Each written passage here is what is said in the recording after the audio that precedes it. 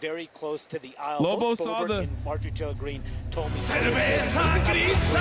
and decided I am Joe Biden. Latina. They feel like that, you know, in their view, he is saying something untruthful or something that they don't like. And Marjorie Taylor Greene, of course, was someone who said that Joe Biden. Shut the fuck up, CNN.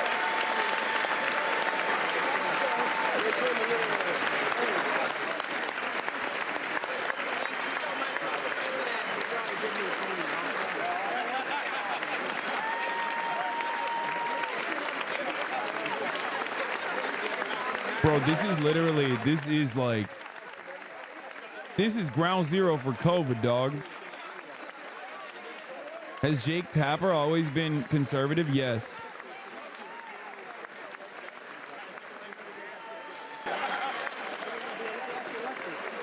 One of them about to hand Biden the...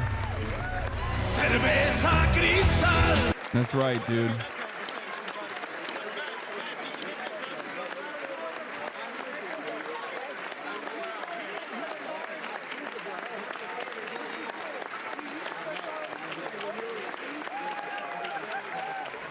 The aisle people are glazing? Yeah, dude. Yo, dick riding this hard, bro. Chill. Chill. Okay, bro. Whatever. He's the president. Calm down, okay? Cease with your dick riding. Oh, my Lord. Holy fuck, dude. Yo, the dude has got the... Oh, my God. He's balding so fucking hard. That hair transplant did not hit, dude. My Lord, my man has that haircut that priests get in fucking Shogun. And this is the Joe Biden that so many people are familiar with, the glad handing, the chit-chatting. He's going to stretch out this moment.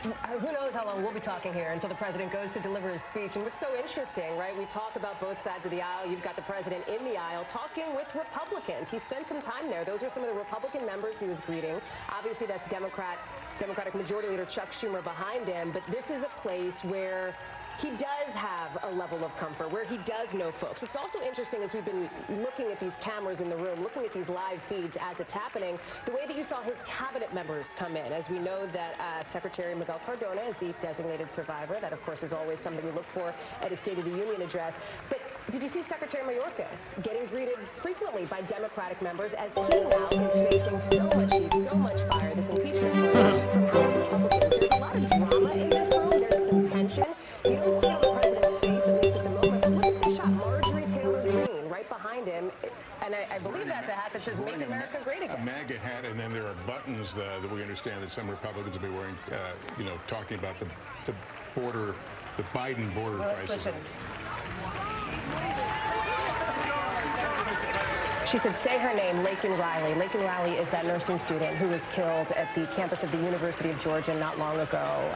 And it has become a flashpoint for many Republicans, with the suspect in that case, a migrant who crossed into this country. And Republicans have gone so far, some of them, as to suggest that President Biden has blood on his hands in her death. Her parents were invited, chose not to come. Well, a lot of the members of Congress, the Republican members of Congress, are wearing either pins or ribbons, or in some cases, a picture of that young woman who was tragically killed. And we just saw Marjorie. There's nothing more obvious than fucking that you don't actually give a shit about anything than being like, yeah, dude, actually say her name. Like, you don't give a fuck, dude. You're just using it for politics. It's crazy.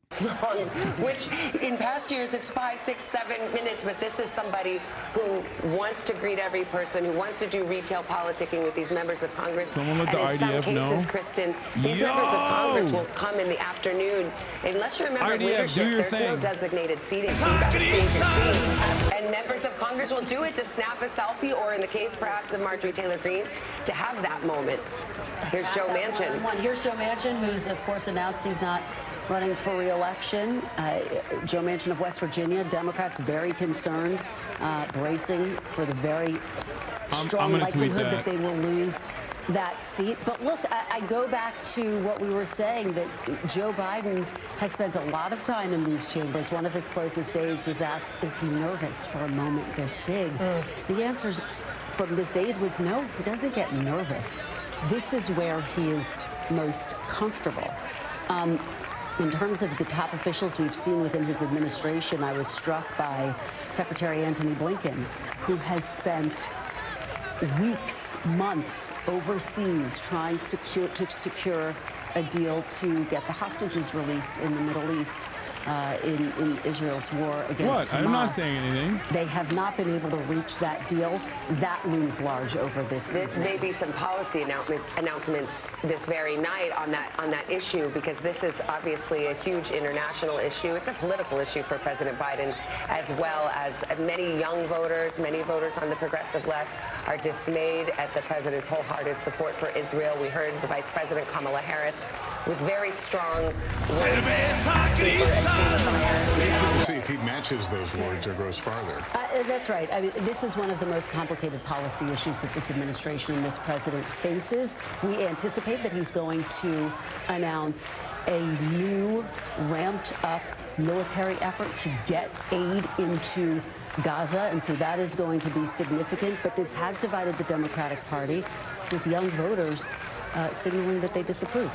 We hear a chant. I want to go to Ryan Knowles, who's in the chamber. Bro, Ryan, so are you hearing 4 Trumpy. more years? How are your powers of hearing and lip reading? Hopefully I can hear a little bit better in the actual room, Savannah. But yes, it did appear as the president made his way down past the actual seating of the members. He's now, of course, making his way to the Joint Chiefs of Staff, just greeted members of the Supreme Court. But just as he got down to kind of the final stage before he heads up to the lectern, the Democratic members were chanting 4 more years and clapping loudly for the president. You know, it's interesting.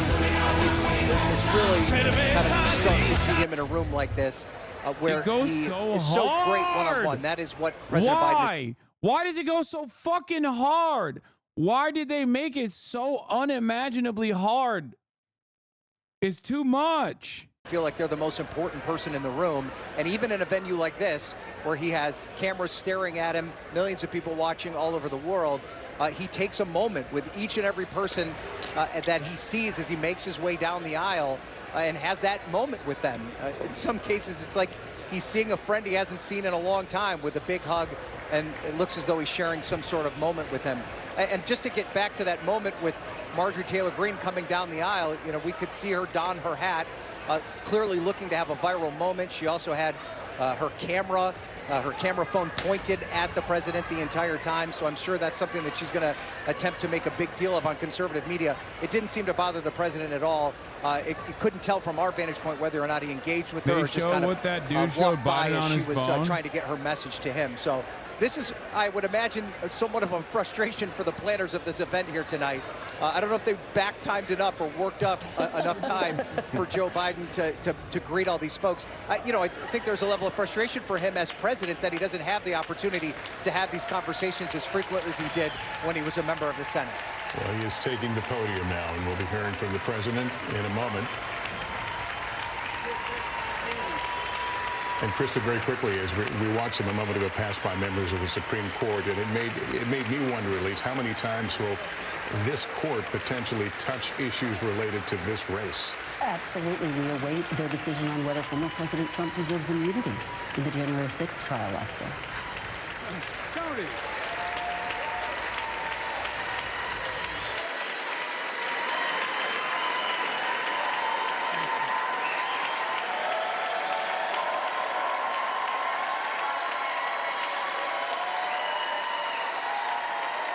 Thank you.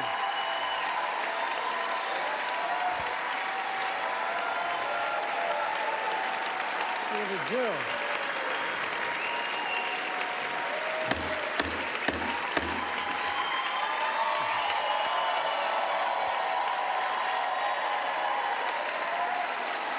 Good evening.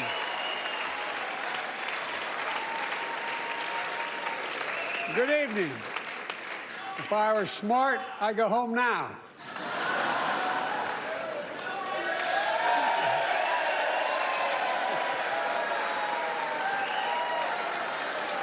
Mr. Speaker, Madam Vice President, members of Congress, my fellow Americans, in January 1941, Franklin Roosevelt came to this chamber to speak to the nation, and he said, "I address you at a moment unprecedented in the history of the Union. Hitler was on the march. War was raging in Europe. President Roosevelt's purpose was to wake up Congress and alert the American people that this was no ordinary time. Freedom and democracy were under assault in the world. Tonight, I come to this same chamber to address the nation. Now, it's we who face an unprecedented moment in the history of the Union. And yes, my purpose tonight is to wake up the Congress and alert the American people that this is no ordinary moment the next either. Hitler's coming over the border, Not folks. since President Lincoln and the Civil War have freedom and democracy We got to been put under a stop assault to the at home Guatemalan migrants. as they are today. What makes our moment rare is that freedom and democracy are under attack both at home and overseas at the very same time. Oh my God! Is he going to say Overseas, Hamas is attacking? Putin of Russia is on the democracy? march, invading Ukraine and sowing chaos throughout Europe and beyond. If anybody in this room thinks Putin will stop at Ukraine, I assure you he will not.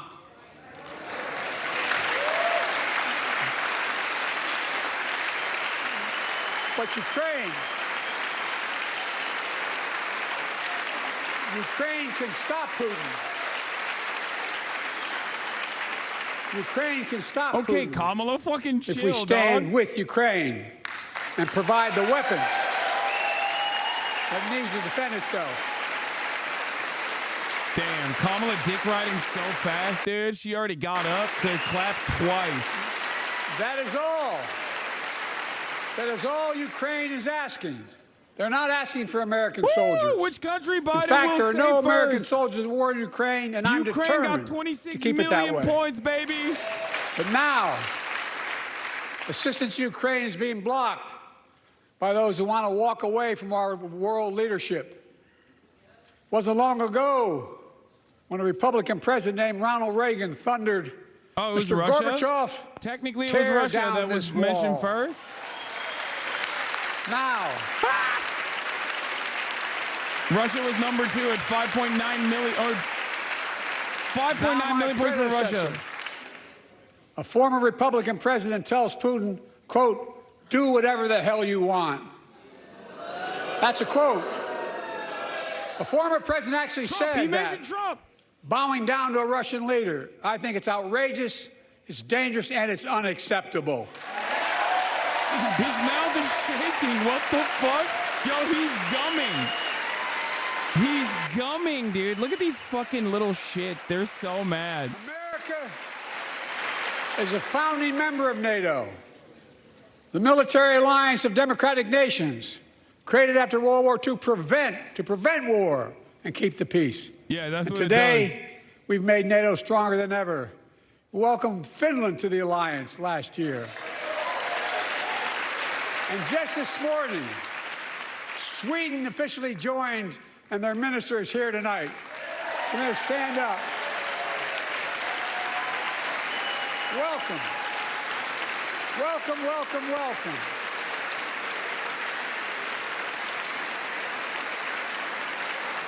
And they know how to fight. Mr. Prime Minister, welcome to NATO, the strongest military alliance the world has ever seen. I say this to Congress, we have to stand up to Putin. Send me a bipartisan national security bill. History is literally watching. History is watching. Just shut up, Hasan. The United You're States embarrassing walks yourself. away. I'm not even talking, It dummy. will put Ukraine at risk. Do you think Europe I'm the is at president? risk. The free world will be at risk, emboldening others to do what they wish to do us harm. My message to President Putin, who I've known for a long time, is simple. We will not walk Stealing away. content? Yes, I am.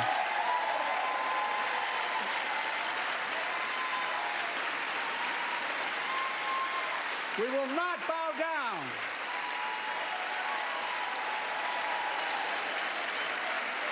I will not bow down. It's funny he says Sweden knows how to fight. Fight who, bro?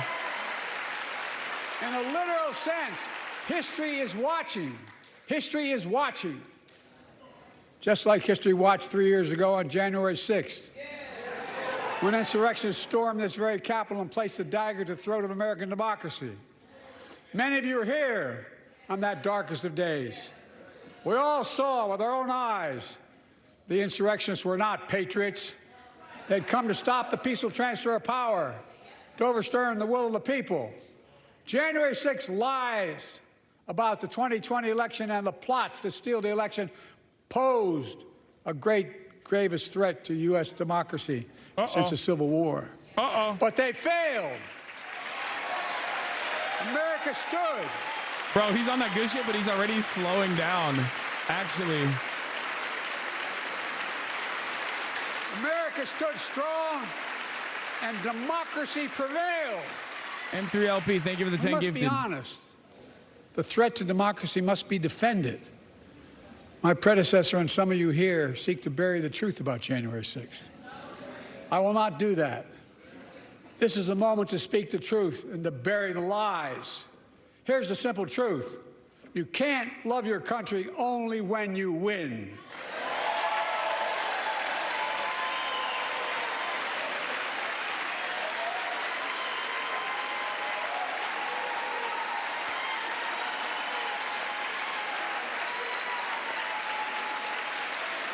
As I've done ever since being elected to office, thank you, my bourbon gamer. I ask all of you, without regard to party, to join together and defend democracy.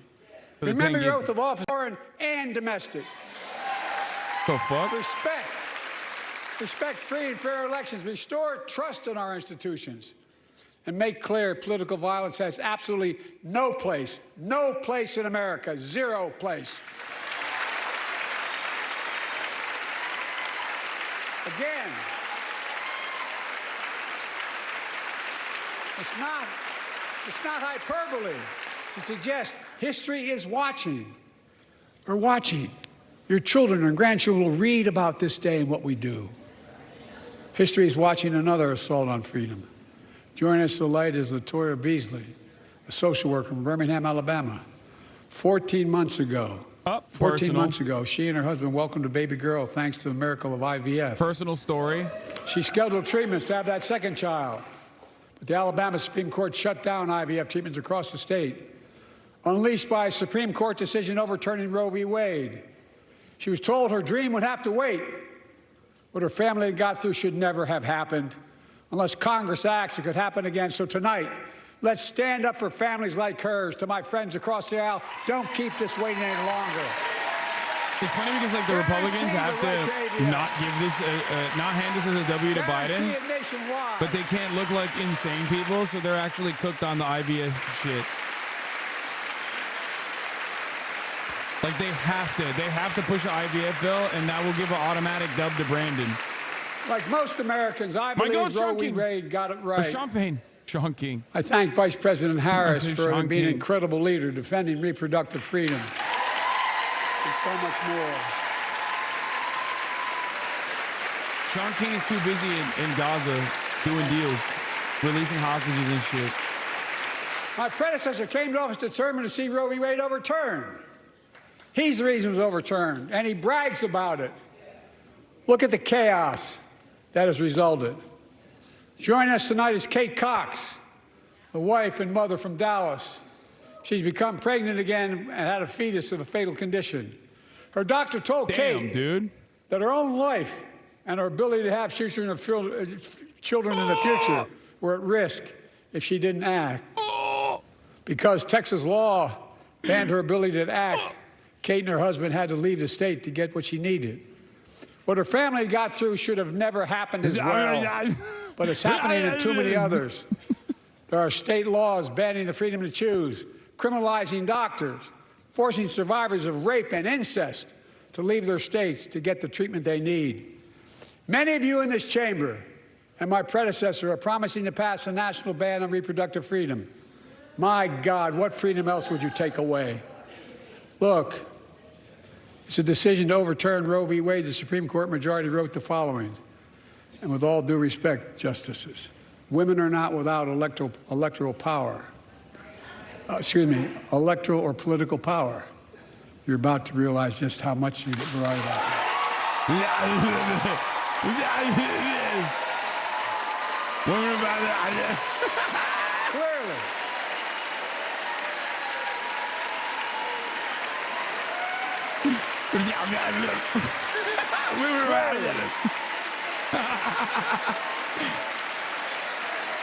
Those bragging about overturning Roe v. Wade have no clue about the power of women. But they found out when reproductive freedom was on the ballot. We won in 2022 and 2020, and we'll win again in 2024.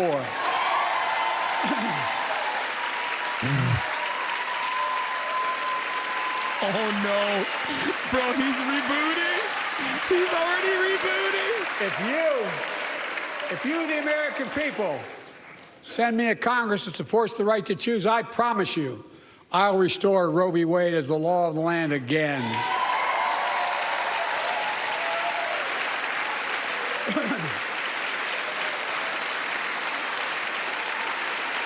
Folks, America cannot go back. I'm here tonight to show what I believe is the way forward, because I know how far we come. 4 years ago next week, before I came to office, the country was hit by the worst pandemic and the worst economic crisis in a century. COVID. Remember the fear, record losses. Remember the spikes in crime and the murder rate, raging virus that took more than 1 million American lives, of loved ones, millions left behind. A mental health crisis of isolation and loneliness. A president, my predecessor, failed the most basic presidential duty that he owes to American people, the duty to care. I think that's unforgivable. What the fuck was that? I came to office determined to get us through one of the toughest periods in the nation's history. The fuck was that We noise? have. It doesn't make news, but news in 1,000 cities and towns, the American people are writing the greatest comeback story never told.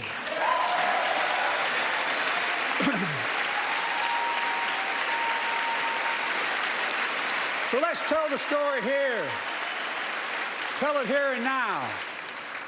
America's comeback is building the future of American possibilities, building an economy from the middle out and the bottom up, not the top down, investing in all America, in all Americans, to make sure everyone has a fair shot, and we leave no one behind.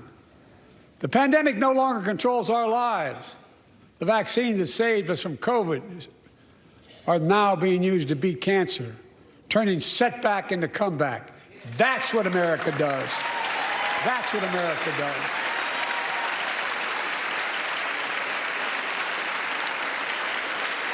Folks, my inherited economy is on the brink. Now our economy is literally the envy of the world. 15 million new jobs in just 3 years, a record, a record. Unemployment at 50-year lows. A record 16 million Americans are starting small businesses, and each one is a literal act of hope. With historic job growth and small business growth for Black and Hispanics and Asian Americans, 800,000 new manufacturing jobs in America and counting. Where is it written we can't be the manufacturing capital of the world? We will. Why are they showing Janet? More people have health insurance today. More people have health insurance today than ever before. The racial wealth gap is as small as it's been in 20 years. Wages keep going up. Inflation keeps coming down. Inflation has dropped from 9% to 3%, the lowest in the world, and tending lower.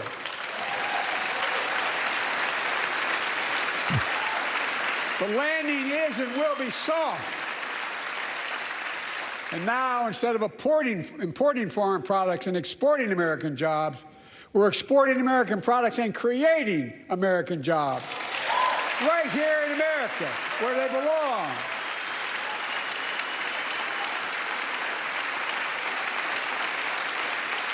And it takes time, but the American people are beginning to feel it.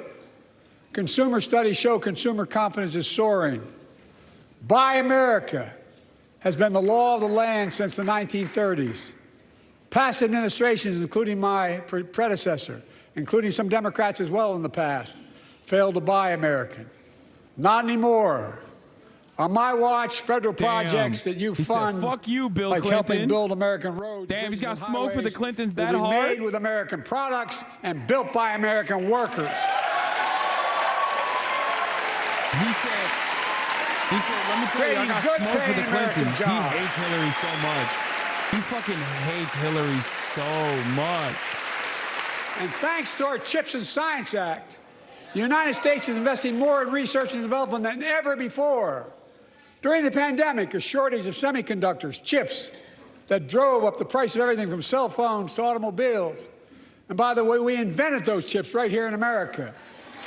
Well, instead of having to import them, private companies are now investing billions of dollars to build new chip factories here in America, creating tens of thousands of jobs.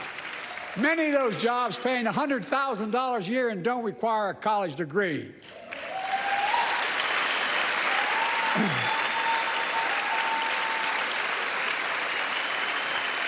In fact, so far, this is a pretty good speech. Attracted $650 billion in private sector investment in clean energy, advanced manufacturing, creating tens of thousands of jobs here in America. Pretty good speech overall so far. He's hitting all the high notes. And thanks to our bipartisan infrastructure law, 46,000 new projects have been announced all across your communities. And by the way, I noticed some of you strongly voted against it, or they're cheering on that money coming in. I like it. I'm with you. I'm with you. If any of you don't want that money in your district, just let me know. Modernizing our roads and bridges, ports and airports, public transit systems. Removing Mike Johnson liked that one. He 100%. That was a good line. If any of those of you that don't want that money, let me know. That's a good ass bar. That's a bar. He's right. Affordable high-speed internet for every American, no matter where you live. Urban, okay, that's suburban, a cap. That's a cap. That's communities, not happening. Fuck in you. red states and blue states. Record investments in tribal communities. Because of my investment in a family farm. Oh, you know it's good. You know it's good when fucking these babies start crying like this. You know the speech is good. Buddy, I know we're better able to stay in the family for those farms and their children and grandchildren won't have to leave home to make a living. It's transformative. The great comeback story is Belvedere, Illinois, home to an auto plant for nearly 60 years. Before I came to office, the plant was on its way to shutting down.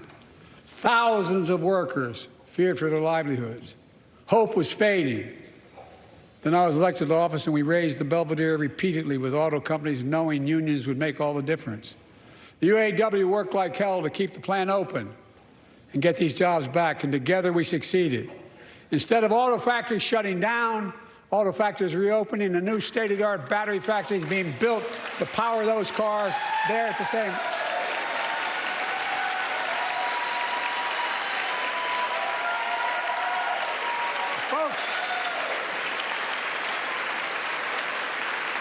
The folks at Belvedere, I say, instead of your town being left behind, your community is moving forward again.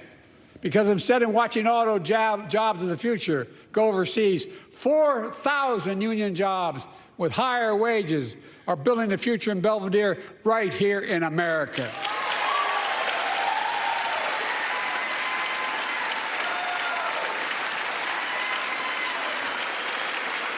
Here tonight is UAW President Shawn Fain, a great friend and a great labor leader. Shawn, where are you? Stand up.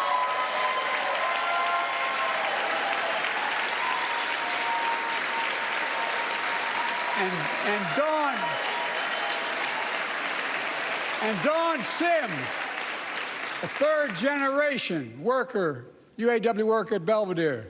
Shawn, I was proud to be the first president to stand on the picket line, and today, Dawn has a good job in her hometown, providing stability for her family and pride and dignity as well. Showing once again, Wall Street didn't build America. They're not bad guys. They didn't build it, though. The middle class built the country, and unions built the middle class. Say workers, motherfucker. Say workers built the country. Middle class is a bullshit designation. It's workers that built the country. I say to the American people, when America gets knocked down, we get back up. We keep going. That's America.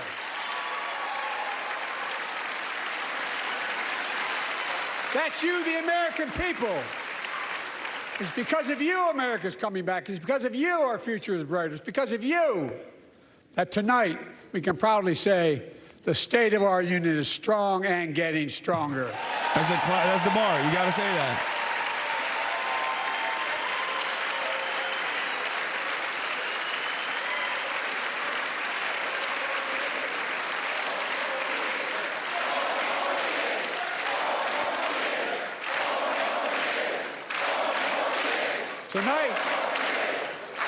Tonight, I want to talk about the future of possibilities that we can build together. A future where the days of trickle-down economics are over and the wealthy and the biggest corporations no longer get all the tax breaks. And by the way, I understand corporations. I come from a state that has more corporations invested than every one of your states in the state of the United States combined. And I represented it for 36 years. I'm not anti-corporation, but I grew up in a home where trickle-down economics didn't put much on my dad's kitchen table. That's why I determined to turn things around so middle class does well. Dog, when trickle-down economics was presented, you were already in Congress for like 20 years. The fuck are you talking about? There's more to do. Your dad was dead, dumbass. You were literally a senator. Americans pay more for prescription drugs than anywhere in the world. I think he was like literally the head of the Senate Judiciary Committee at this point. The fuck? Oh my God. Oh my God, it's happening. Chad, it's happening. Well, I proposed and signed, not one of you Republican buddies voted for it. We finally beat Big Pharma. Instead of paying $400 a month or thereabouts for insulin with diabetes, and it only costs $10 to make, they only get paid $35 a month now and still make a healthy profit. And I want to... Fuck the healthy profits. I want to cap they can suck my dick, healthy profit. $35 a month for every American who needs it. Everyone.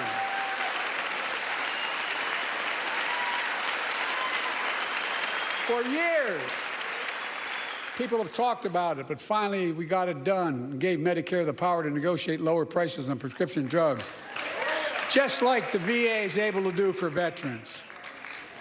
That's not just saving seniors money. It's saving taxpayers money. We cut the federal deficit by $160 billion. Because Medicare will no longer have to pay those exorbitant prices to Big Pharma. He ain't talking about Israel, bro. Medicare is negotiating lower prices for some of the costliest drugs on the market that treat everything from heart disease to arthritis. It's now time to go further and give Medicare the power to negotiate lower prices for 500 different drugs over the next decade. He has to. He's gonna talk about the pork. He has to talk about the situation in Gaza. He has to. And they'll still be extremely profitable. Will not only save lives, it will save taxpayers another $200 billion. Starting next year, the same law caps total prescription drug costs for seniors on Medicare at $2,000 a year, even for expensive cancer drugs that cost $10,000, $12,000, $15,000. Now I want to cap prescription drug costs at $2,000 a year for everyone. Folks, I'm going to get in trouble for saying that, but if you want to get in Air Force One and fly to Toronto, Berlin, Moscow, even Moscow, probably. And bring your prescription with you, and I promise you I'll get it for you for 40% the cost you're paying now. Same company, same drug, same place. Folks, the Affordable Care Act, the old Obamacare, is still a very big deal.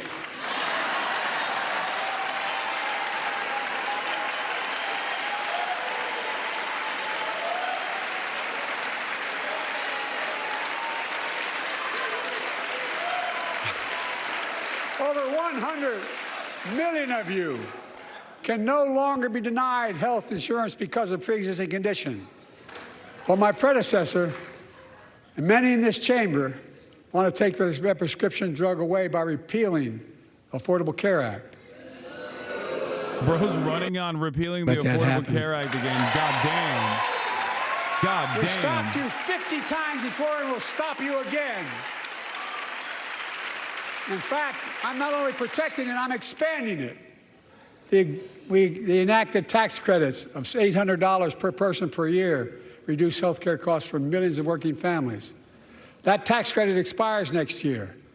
I want to make that savings permanent.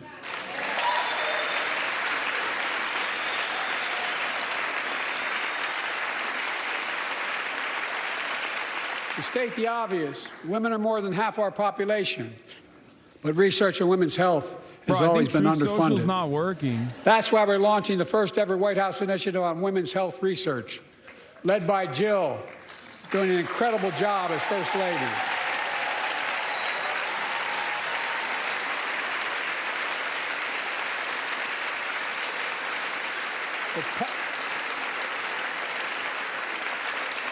We'll pass my plan for $12 billion to transfer women's health research and benefit millions of lives all across America. I know the cost of housing is so important to you. If inflation keeps coming down, mortgage rates will come down as well, and the Fed acknowledges that. But I'm not waiting. I want to provide an annual tax credit that will give Americans $400 a month for the next 2 years as mortgage rates come down, to put toward their mortgages when they buy their first home or trade up for a little more space. Just for 2 years. That's crazy. Oh my God, a Republican's going to say he's buying votes. That's actually wild. It's not going to happen. It's not going to happen, but like, good that he's lying at least. And my administration is also eliminating title insurance on federally backed mortgages. When you refinance your home, you can save $1,000 or more as a consequence. For millions of renters, we're cracking down on big landlords who use antitrust law, who break antitrust laws by price fixing and driving up rents. We've cut red tape so builders can get federally financing, which is already helping build a record 1.7 million new housing units nationwide. Now pass and Bro said build we're deregulating building 2 million affordable homes and bring those rents down. Good to present it as like going up against big business and big landlords. Obviously, that's not the reality, but still good to like even try to message it positively. Remain the strongest economy in the world. We need to have the best education system in the world. For the record, everything he's promising he's not going to do, this is how State of the Unions work. Want to give a child, every child, a good start by providing access to preschool for 3 and 4 years old. You know, I think I pointed out last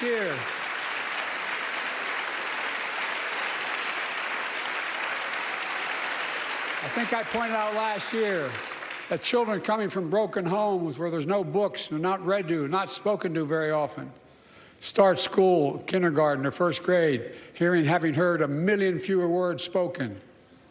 Well, studies show that children who go to preschool are nearly 50% more likely to finish high school, go on to earn a 2- and 4-year degree, no matter what their background is.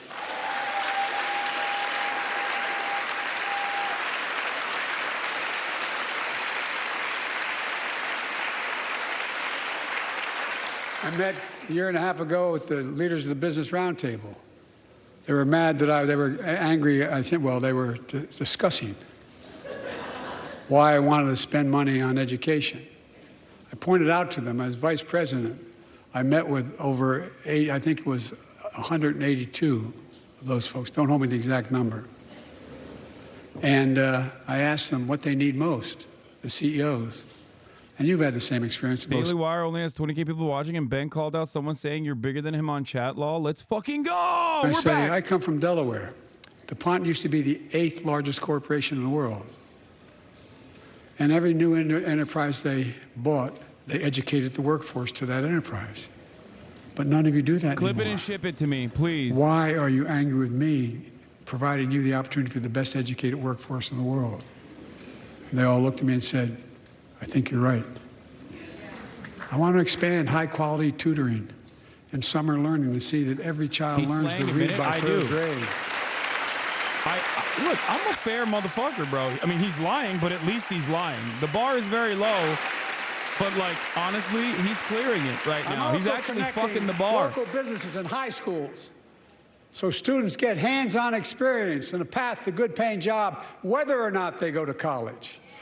And I want to make sure the college is more affordable.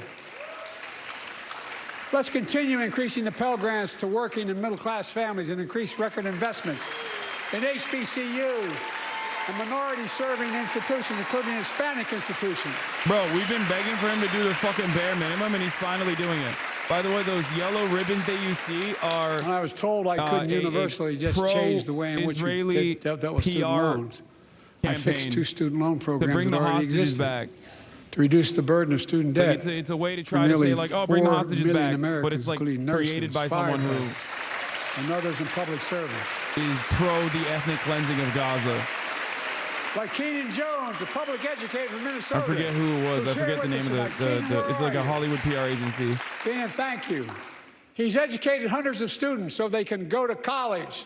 Now he's able to help, after debt forgiveness, get his own daughter to college.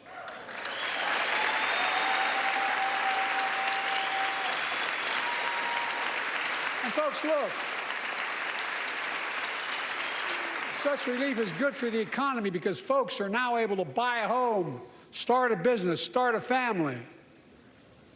While we're at it, I want to give public school teachers a raise. Damn, dude. Who is this Maoist?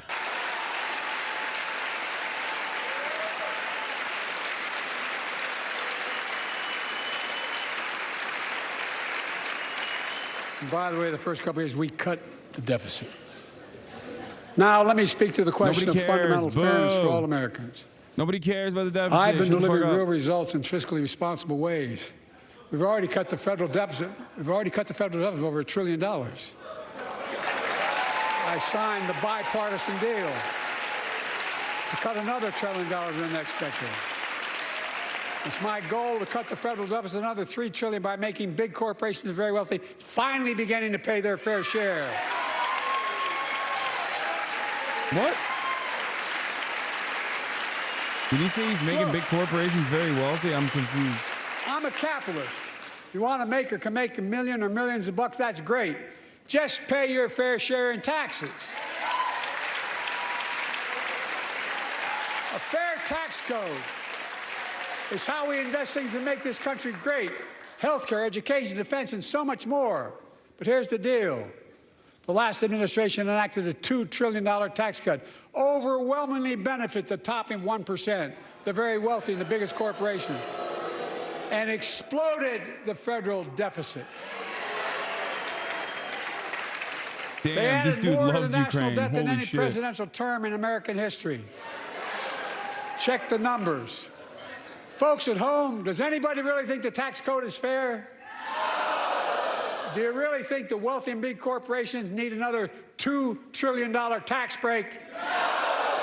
I sure don't. Dude, he's really... I'm going to keep fighting like hell to make it fair. Under my plan, nobody earning less than $400,000 a year will pay additional... He ain't doing this shit at all. Okay, nobody, let's not be real. one penny. And they haven't yet. He ain't doing this shit at all, my man. In fact, the child tax credit I passed during the pandemic cut taxes for millions of working families and cut child poverty in half. Restore that child tax credit. No child should go hungry in this country.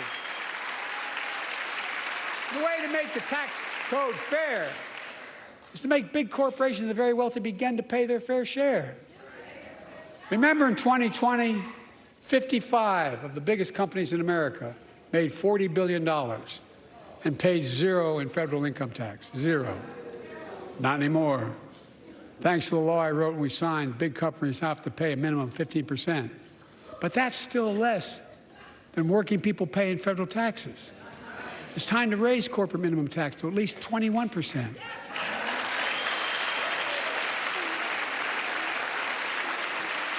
So he's not looking down, he's spitting out the dome ski. No, he has teleprompters on two sides. I also want to end tax breaks for big pharma, big oil, private jets, massive executive pay when it's only supposed to be $1 million that could be deducted. They can pay them $20 million if they want, but deduct $1 million. End it now. You know, there are 1,000 billionaires in America. You know what the average federal tax is for those billionaires? No. They're making great sacrifices, 8.2%. That's far less than the vast majority of Americans pay. No billionaire should pay a lower federal tax rate than a teacher or sanitation so worker mad or he's nurse. shitting on billionaires. No American must see a 3-minute ad break at the top of the hour, Jack. That's why I'm giving tax credits. So they can spend $5 to avoid said ads at the top of the hour. For billionaires at 25%, just 25%. You know what that would raise? That would raise $500 billion over the next 10 years. And imagine what that could do for America. Imagine a future with affordable child care. Millions of families can get they need to go to work to help grow the economy. Imagine I wish this was real so bad. Because no one should have to choose between working and taking care of their sick family member. You can't hit a commercial break during SoDo? Yes, I can. Home care and elder care. And people living with disabilities so they can stay in their homes and family caregivers can finally get the pay they deserve. Tonight, let's all agree once again to stand up for seniors. Many of my friends on the other side of the aisle want to put Social Security on the chopping block. If anyone here tries to cut Social Security, Medicare, or raise the retirement age, I will stop you. Ewok Bandit, thank you for the 5 get the subs. Allowing 5 people to no longer see the ads at the top of the hour. The working people who built this country pay more into Social Security than millionaires and billionaires do. It's not fair. We have 2 ways to go. Republicans can cut Social Security and give more tax breaks to the wealthy. That's the proposal. Oh, no. You guys don't want another $2 trillion tax cut? I kind of thought that's what your plan was. Well, that's good to hear. He's riffing. You're not going to cut another $2 trillion for the super wealthy. That's good to hear. I'll protect and strengthen Social Security and make the wealthy pay their fair share. Look.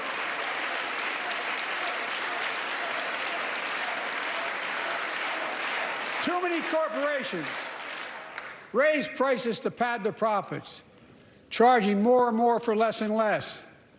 That's why we're cracking down on corporations that engage in price gouging and deceptive pricing, from food to health care to housing.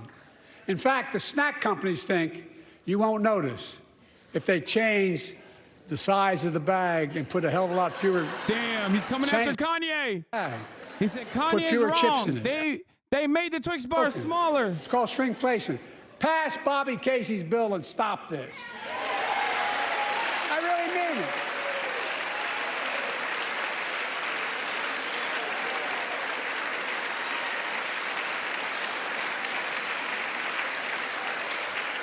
You probably all saw that commercial on Snickers bars. You get charged the same amount, and you got about, I don't know, 10% fewer Snickers in it. They took the dick vein out. Look, I'm also getting rid of junk fees. Those hidden fees at the end of your bill that are there without your knowledge. My administration announced we're cutting credit card late fees from $32 to $8.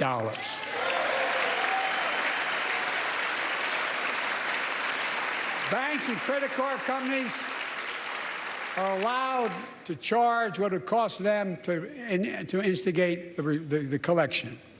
And that's more a hell of a lot like $8 and 30-some dollars. They don't like it. The credit card companies don't like it. But I'm saving American families $20 billion a year with all the junk fees I'm eliminating. Folks at home, that's why the banks are so mad. It's $20 billion in profit. I'm not stopping there. My administration has proposed rules to make cable, travel, utilities, and online ticket sellers tell you the total price up front so there are no surprises. It matters. It matters. And so does this. In November, my team began serious negotiation with a bipartisan group of senators. The result was a bipartisan bill with the toughest set of border security reforms we've ever seen. Oh, you don't think so? Oh, you don't like that bill, huh? That conservatives got together and said it was a good bill? I'll be darned. That's amazing. That bipartisan bill would hire 1,500 more security agents and officers, 100 more immigration judges to help tackle the backload of 2 million cases, 4,300 more asylum officers, and new policies so they can resolve cases in 6 months instead of 6 years now. I still hate this, but it's an awful fucking bill. What are you against? But the adrenochrome is 100 more flowing. high-tech drug detection machines to significantly increase the ability to screen and stop vehicles smuggling fentanyl into America. That's killing thousands of children. This bill would save lives and bring order to the border. It will also give me and any new president new emergency authority to temporarily shut down the border when the number of migrants at the border is overwhelming. The Border Patrol Union has endorsed this bill. The Federal Chamber of Commerce is, yeah. You're saying low. Look at the facts. I know you know how to read.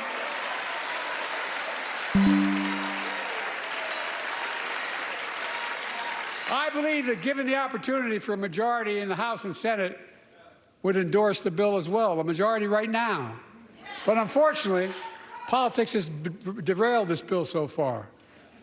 I'm told my predecessor called members of Congress in the Senate to demand they block the bill. He feels political win, he viewed it as a political win for me and a political loser for him. It's not about him, it's not about me. I'd be a winner. I'm trying to do a screenshot so we can tweet something.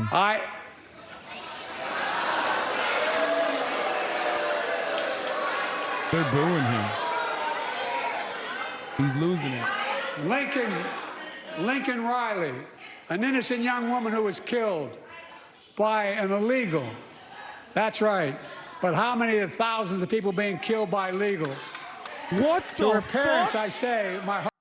He's a Democratic president.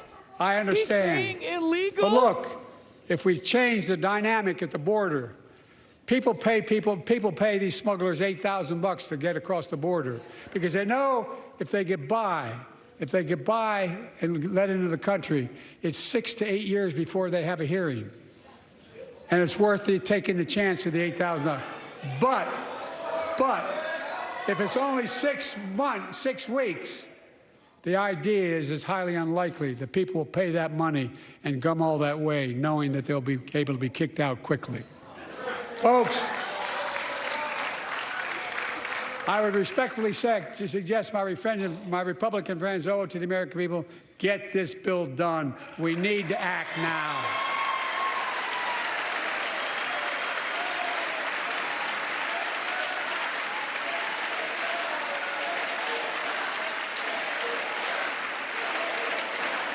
Bro, he's about to be like, build the wall. My predecessor is watching. Instead of paying politics. Oh, they are saying build the wall. And pressuring members of Congress to block the bill, join me in telling the Congress to pass it. We can do it together. But that's what here's what he will not do. I will not demonize immigrants saying they are poison in the blood of our country. You said they're illegal to the murder. Separate families. I will not ban people because of their faith.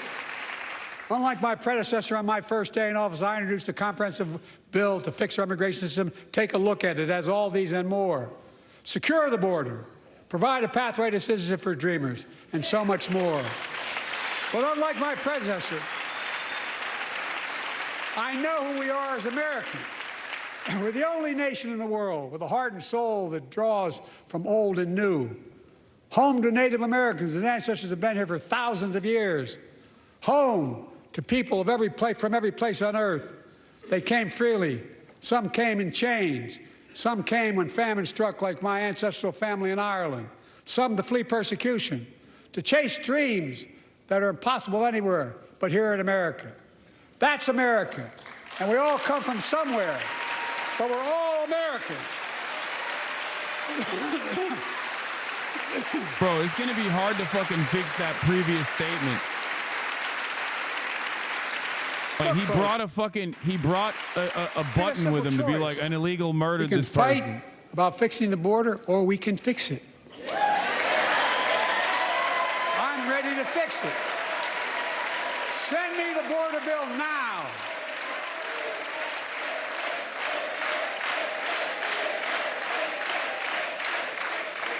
A transformational moment in history happened 59 years ago today in Selma, Alabama.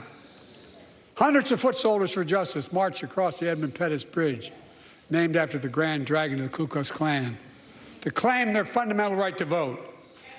They were beaten, they were bloody, and left for dead. Our late friend and former colleague, John Lewis, was on that march. We miss him.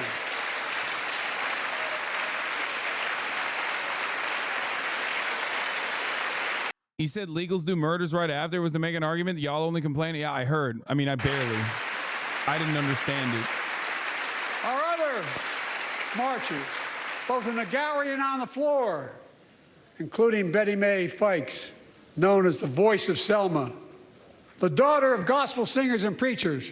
She sang songs of prayer and protest on that bloody Sunday to help shake the nation's conscience. 5 months later, the Voting Rights Act passed and was signed into law.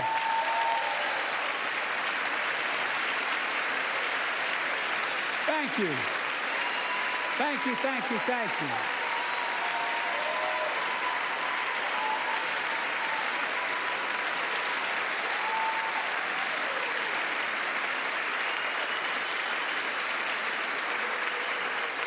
But 59 years later, there are forces taking us back in time.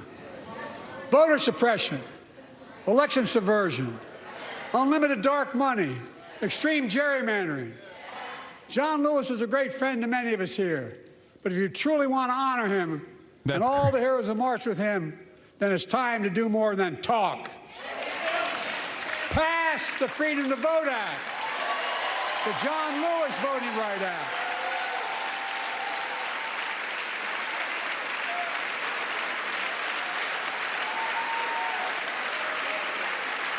And stop denying another core value of America, our diversity across American life. Yes, banning brother. books. Akira Toriyama died. We'll talk about that after. Instead Come of on. erasing history, let's make history. I want to protect fundamental rights. Pass the Equality Act. And my message to transgender Americans, I have your back. Pass the PRO Act for workers' rights. Raise the federal minimum wage, because every worker has a right to a decent living, more than $7 an hour. We're also making history by confronting the climate crisis, not denying it. I don't think any of you think there's no longer a climate crisis. At least I hope you don't. I'm taking the most significant action ever on climate in the history of the world. I'm cutting our carbon emissions in half by 2030, creating tens of thousands of clean energy jobs, like the IBEW workers building and installing 500,000 electric vehicle charging stations. Conserving 30% of America's lands and waters by 2030. And taking action on environmental justice, fence line communities smothered by the legacy of pollution. And patterned after the Peace Corps and AmeriCorps, I launched the Climate Corps to put 20,000 young people to work in the forefront of our clean energy future. I'll triple that number in a decade.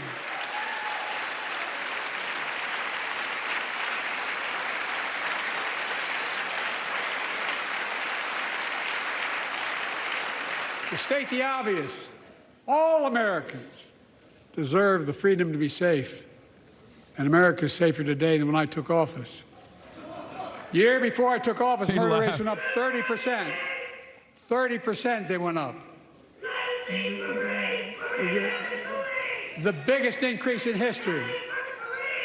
It was then, through my American Rescue Plan, which every American voted against, I might add, we made the largest investment in public safety ever. Last year, the murder rate saw the sharpest decrease in history. Violent crime fell to one of its lowest levels in more than 50 years. But we have more to do. We have to help cities invest in more community police officers, more mental health workers, more community violence intervention. Give communities the tool to crack down on gun crime, retail crime, and carjacking. Keep building trust, as they've been doing by taking executive action on police reform and calling for it to be the law of the land. Directing my cabinet to review the federal classification of marijuana and expunging thousands of convictions for the mere possession, because no one should be jailed for simply using or have it on their record. Take on crimes of domestic violence. I'm ramping up the federal enforcement of the Violence Against Women Act that I proudly wrote when I was a senator, so we can finally end the scourge against women in America.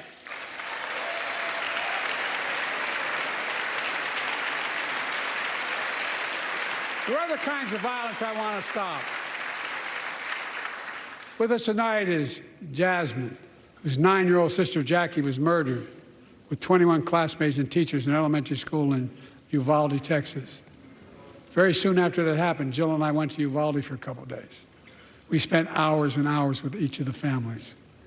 We heard their message, so everyone in this room, in this chamber, could hear the same message. The constant refrain, and I was there for hours meeting with every family. They said, do something.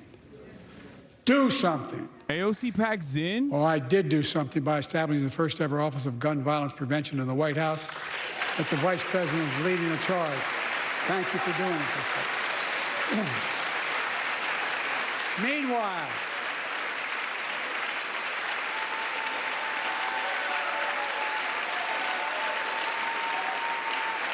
Marines activation code word going out. My predecessor told the NRA he's proud he did nothing on guns when he was president. Oh. After another shooting in Iowa recently, he said, when asked what to do about it, he said, just get over it. There's his quote, just get over it. I say, stop it. Stop it, stop it, stop it. Is he bleeding from one eye? Oh, God. No. That's just... I'm proud we beat the NRA when I signed the most significant gun safety law in nearly 30 years because of this Congress. We now must beat the NRA again. I'm demanding a ban on assault weapons and high-capacity magazines. Pass universal background checks. None of this. I taught the Second Amendment for 12 years. None of this violates the Second Amendment or vilifies responsible gun owners. You know, as we manage challenges at home, we're also managing crises abroad, including in the Middle East. I know the last 5 months have been gut-wrenching for so many people, for the Israeli people, for the Palestinian people, and so many here in America. This crisis began on October 7th with a massacre by a terrorist group called Hamas, as you all know. 1,200 innocent people, women and girls, men and boys, slaughtered after enduring sexual violence. The deadliest day for the Jewish people since the Holocaust. And 250 hostages taken. Here in this chamber tonight are families whose loved ones are still being held by Hamas. I pledge to all the families that we will not rest until we bring every one of your loved ones home. We also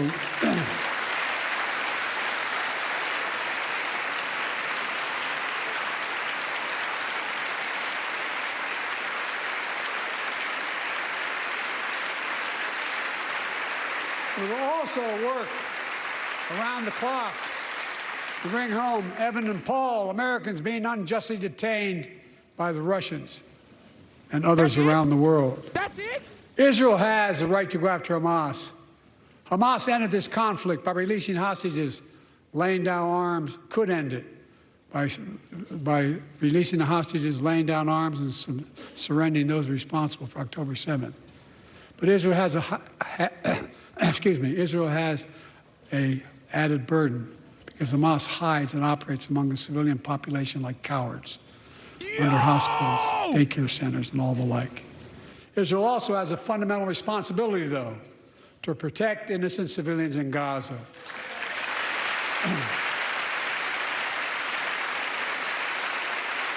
This war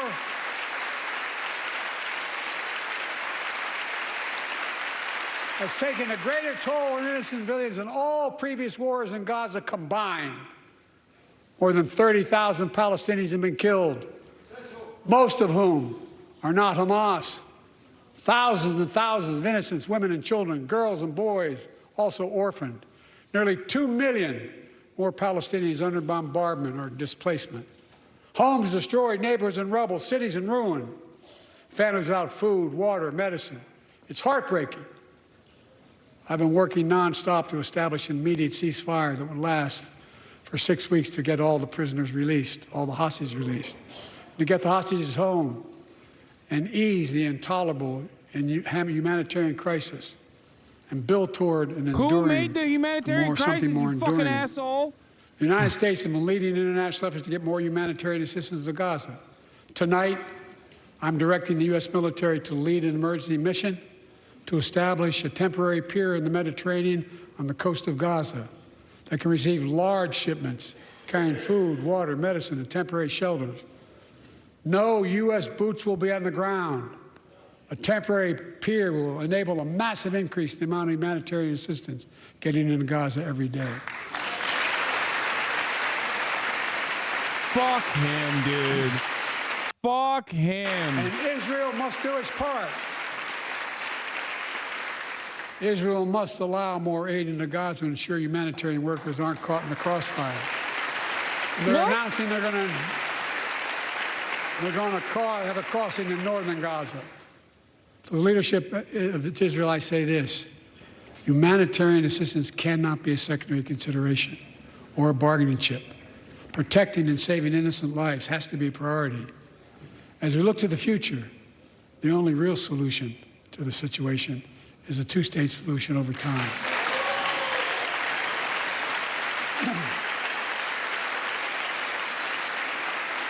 And I say this as a lifelong supporter of Israel. My entire career, no one has a stronger record with Israel than I do. I challenge any of you here. I'm the only American president to visit Israel in wartime. But there is no other path that guarantees Israel's security and democracy. There is no other path that guarantees Palestinians can live in peace with peace and dignity. And there's no other path that guarantees peace between Israel and all of its neighbors, including Saudi Arabia, with whom I'm talking. Creating stability in the Middle East also means containing the threat posed by Iran. That's why I built a coalition of more than a dozen countries to defend international shipping and freedom of navigation in the Red Sea. I've ordered strikes to degrade the Houthi capability and defend U.S. forces in the region. As Commander-in-Chief, I will not hesitate to direct further measures to protect our people and our military personnel. What are you going to do, bro? Bomb them harder? Nuke Yemen? Like, what the fuck are you talking about? What are you clapping for, you dumb fuck? Jesus Christ. For years, I've heard many of my Republican and Democratic friends say that China is on the rise and America's falling behind. They've got it backwards. I've been saying it for over 4 years, even when I wasn't president. America's rising. We have the best economy in the world. And since I've come to office, our GDP is up, our trade deficit with China is down to the lowest point in over a decade. And we're standing up against China's unfair economic practices. We're standing up for peace and stability across the Taiwan Straits. I've revitalized our partnership and alliance in the Pacific. India, Australia, Japan, South Korea, Pacific Islands. I've made sure that the most advanced American technologies can't be used in China not allowing to trade them there. Frankly, for all this tough talk on China, it never occurred to my predecessor to do any of that. I want competition with China, not conflict. And we're in a stronger position to win the conflict of the 21st century against China than anyone else, for that matter, than any time as well. Here at home, I've signed over 400 bipartisan bills, but there's more to pass my unity agenda. Strengthen penalties on fentanyl trafficking. You don't want to do that, huh? Pass bipartisan privacy legislation to protect our children online. Harness the promise of AI to protect us from peril. Ban AI voice impersonations and more. And keep our truly sacred obligation to train and equip those we send into harm's way and care for them and their families when they come home and when they don't.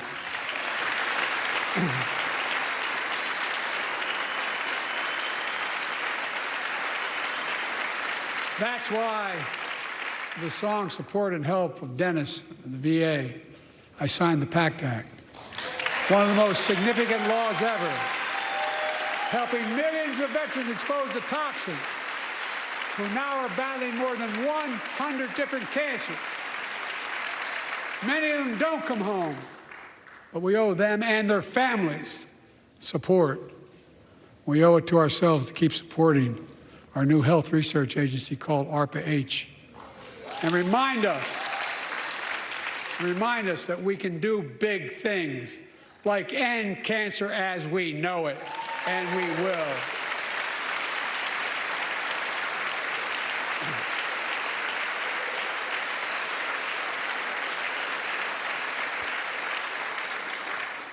Let me close with this. Yeah.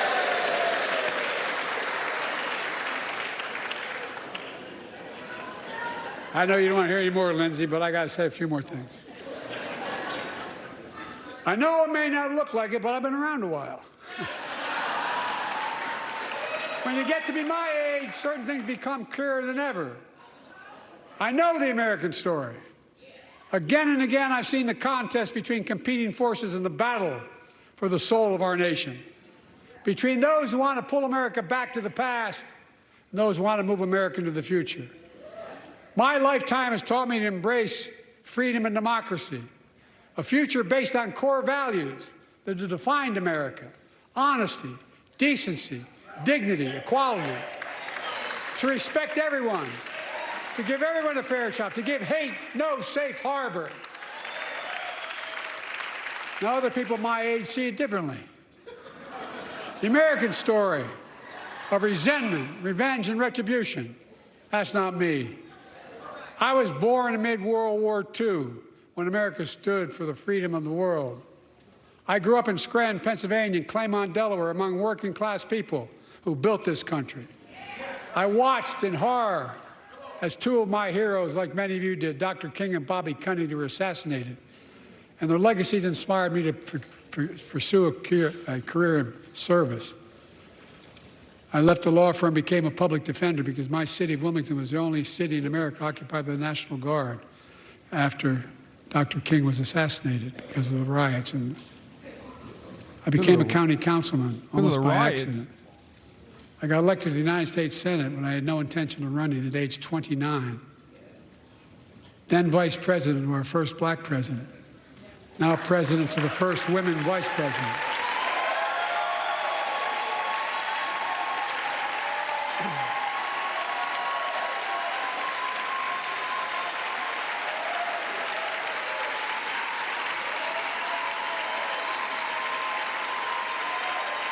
In my career, I've been told I was too young. By the way, they didn't let me on the Senate elevators for votes sometimes. Not a joke. And I've been told I'm too old. Whether young or old, I've always known what endures. I've known our North Star. The very idea of America is that we're all created equal and deserves to be treated equally throughout our lives. We've never fully lived up to that idea, but we've never walked away from it either. And I won't walk away from it now. I'm optimistic. I really am. I'm optimistic, Nancy.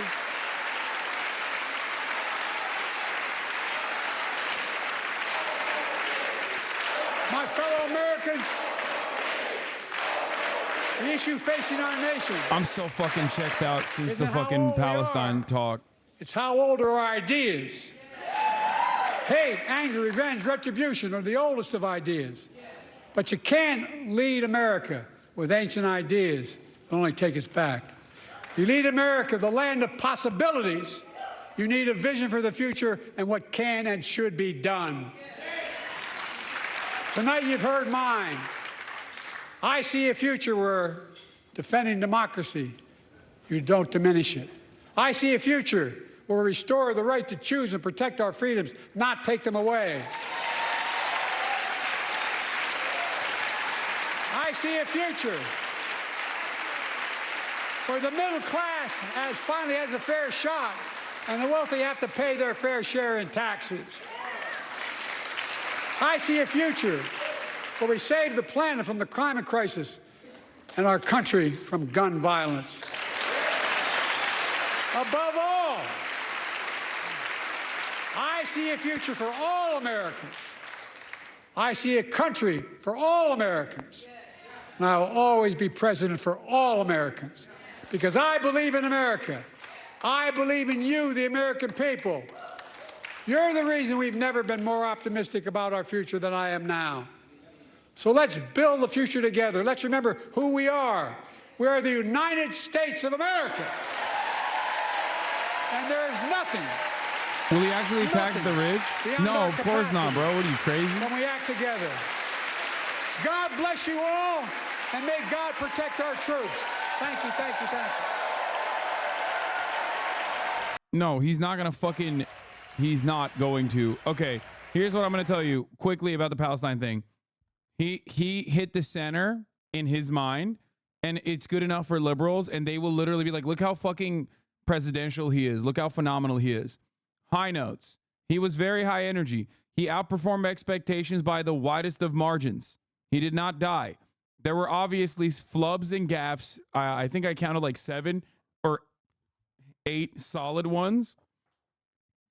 Overall, a lot of great domestic policy that he pushed for, a lot of great domestic policy that he promised. Okay, really, really solid. Overall, definitely outperformed expectations. Very solid speech overall. Very energized, very dynamic. You have to admit that. Okay. Obviously, it's the expectations that we had that play a role in this, but it's important in the way that the American population sees them. He rose to the moment, and he actually delivered. Okay? If I'm a regular normie liberal and I like see bits and pieces of this, the high notes are going to be Republicans being unruly, stupid, and Biden actually doing a phenomenal job because liberal media will eat this shit up and will go crazy over it. They're going to talk about this like he is the next God King. Jesus Christ is delivered. Biden is back. Biden is dynamic. Biden is out of control. He really showed it. He really stuck it to the man. And he did. In some ways, he did. He really did stick it to the fucking man as far as like talking about billionaires, talking about this, talking about that, talking about trust busting big landlords. That's a way to try to massage the narrative, of course. But the fact that he's bringing up landlords to begin with in a negative fashion, even while they're simultaneously talking about like big landlords, which, you know, it's whatever the fuck he means by that, who knows? And of course, even though none of the things that he promised he's going to do, he's actually going to end up doing, doesn't matter. Those are all going to play big. Okay? This Joe Biden is a very different Joe Biden than the one that you see all the time. No, it's not just BlackRock that's a problem, but we're not going to get into that. My point is saying, oh, we're going to break up big landlords. You're not going to do that.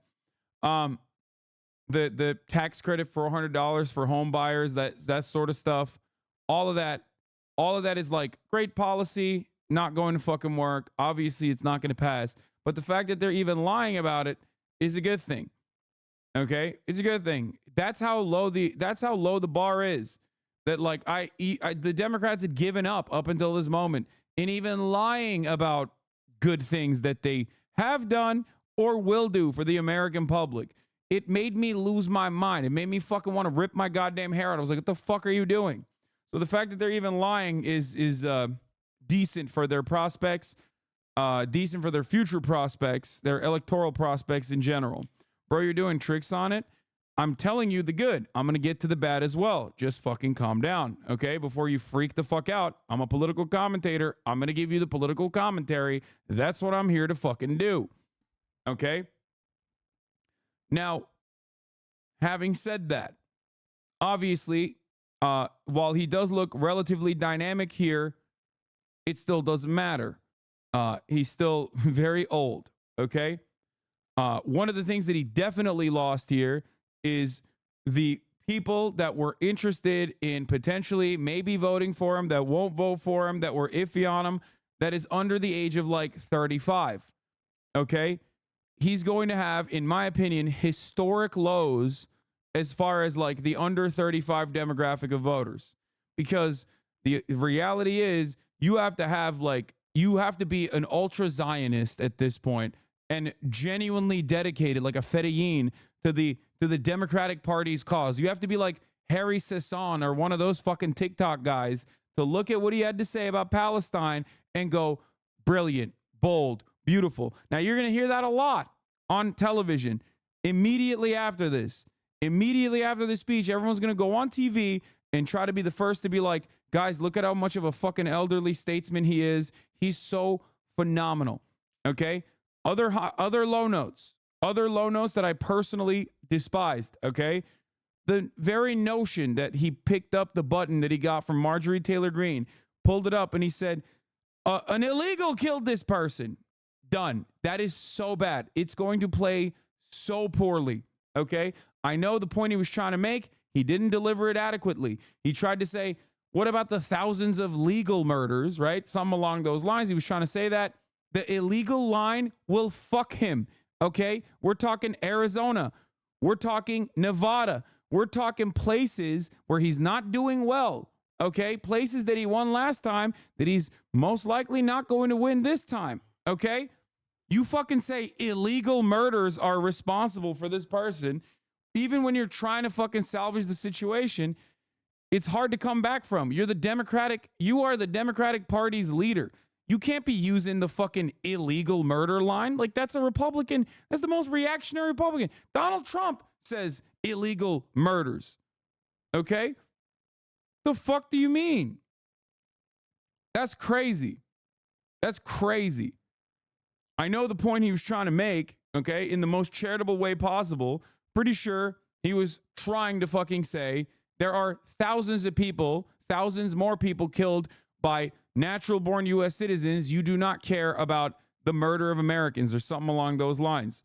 Like, it's something that I say all the time. It's just the reality. The reality is that undocumented immigrants are responsible for significantly less murders per capita than natural-born U.S. citizens. If he was trying to say that, he boofed it, okay? He boofed it. He fucked it up.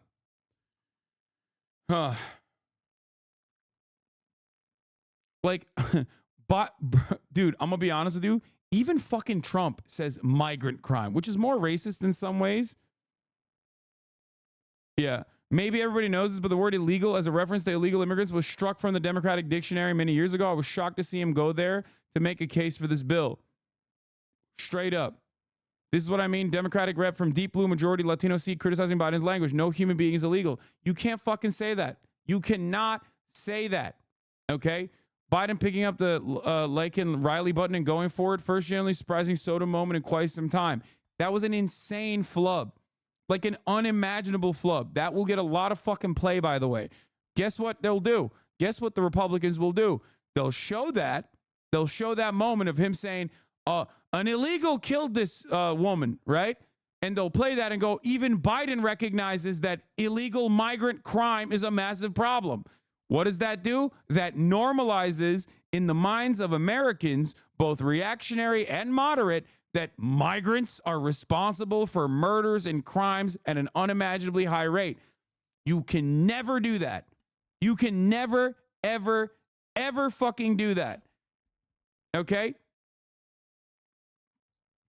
He turned around and tried to fix it by continuing along with the whole, with the narrative and being like, you know, America's a nation of immigrants. Like, it's great. That's all he should have said. He should have never, ever said that. I don't know why you guys are undermining how significant of a point this is. I don't think you guys understand, okay? Really? This is very, very important. Before I get to the media coverage of this, before I get to the reception of this, I want to finish my thoughts, okay?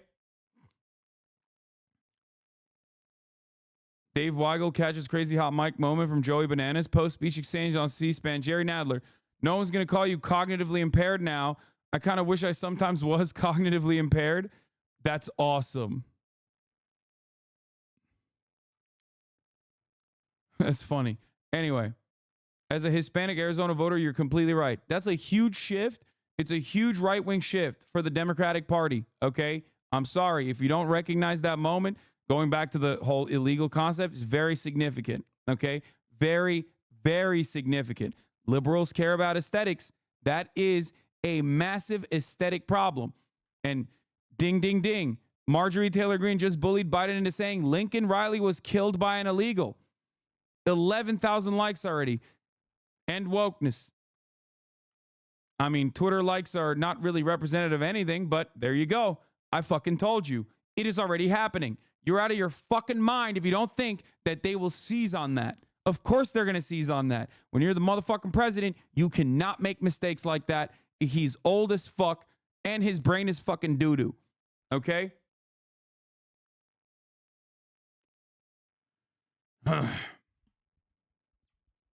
You can never do that. Never. Never. Anyway, that's a very massive, very significant flub. It's not even a fucking flub. I think he's just a racist piece of shit. Okay?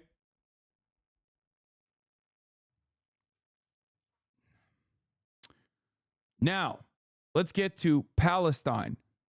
Okay? A lot of people of color in this country that are diehard, designated Democratic Party voters. They care about this. We're not just talking about Michigan. We're not just talking about Minneapolis. Okay? Very, very important issue for a lot of young voters, black voters, obviously the entirety of the Arab vote, and the entirety of the Muslim vote. The fact that after 30,000 murders have occurred where Israel has killed 25,000 plus women and children. The fact that after all of that, for the past 5 fucking months, Biden still opens up with Hamas, October 7, and relitigating the same exact shit over and over and over again. As though that is the most significant violence that occurred. I'm sorry, the numbers don't fucking add up. He also relitigated the sexual violence, the mass sexual violence, okay? Making, just reaffirming the New York Times reporting October 7, screams without words. This is something that he already had done. He did the 40 babies that were decapitated lie. He did that. He literally personally said that he doesn't trust the Hamas-backed health ministry numbers. Like, so many instances where he has, like, as the president, done things that no president is supposed to do, like things that even Trump would do, just things that you would expect only Trump to do. Okay? Him saying he's a Zionist is fine. He's going to say that. We already know that anyway. His actions speak louder than fucking words. What he should be using is his bona fides as a Zionist to say enough is enough, cut it out. That is what the actual reasonable, centered, grounded approach would be in this. Make no mistake. You need to understand something here. I was expecting him to at least say something along the lines of, I'm a Zionist. My whole life I've been a Zionist.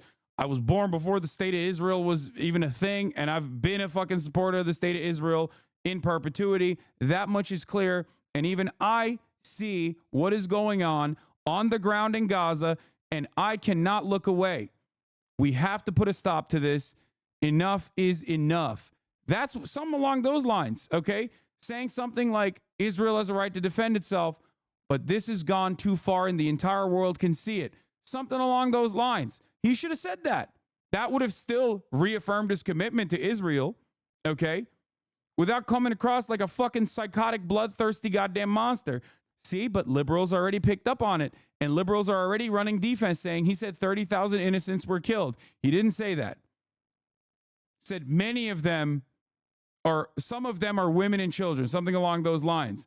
I hope you understand. There's going to be a lot of fucking people in the right-wing side that even go after him for saying what he said so far. Liberals, on the other hand, are going to run defense for him and make it seem like he actually hit a very centrist line and that he is an elderly statesman who does care.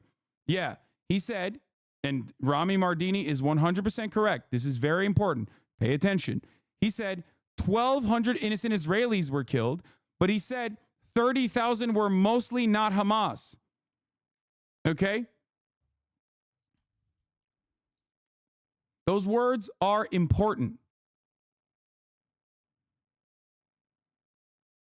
That is nowhere near enough. 25,000 women and children. Get the fuck out of here, dude. Get the fuck out of here. He also said that he prefaced it by claiming that Israel, one, has a right to defend itself, which, by the way, legally it does not. As a belligerent occupier, Israel does not have a right to fucking blow Gaza into smithereens. Just make no mistake on that front. I hope that everybody fucking understands my position here. Israel does not have a right to defend itself by blowing up Gaza. That is illegal. He not only said that, but also said Israel has to do it because Hamas is using human shields. That is a way to basically manufacture the narrative or reaffirm the narrative that Israel is simply, one, engaging in defensive posture, which it has a legal right to do, even though that's false, it does not. And two, is doing it only because Hamas is using human shields. That is a direct bar for bar Zionist line, okay? It's ridiculous. It's especially ridiculous right now at this stage when 77%, he was trying to appeal to Republicans, moron. Shut the fuck up. 54% of Republicans want a ceasefire. 77% of Americans want a ceasefire. He is not appealing to anyone, unless you're talking about people in Israel, unless you're talking about Republicans inside of the borders of Israel proper. He is not appealing to the Americans by saying this. Shut the fuck up. That is ridiculous. Majority of Republicans support a ceasefire at this point. Why do you think we got here? How do you think we got here? The death and destruction is unimaginable. You're wrong. You're absolutely wrong. I know that the older you get in the demographics that do vote, the less you give a shit, the more you can look away, right? Just because a lot of people want a ceasefire doesn't mean that that's going to be the single issue that they vote for. But a lot of young voters, which Biden desperately needs to win this fucking election, are not going to look away.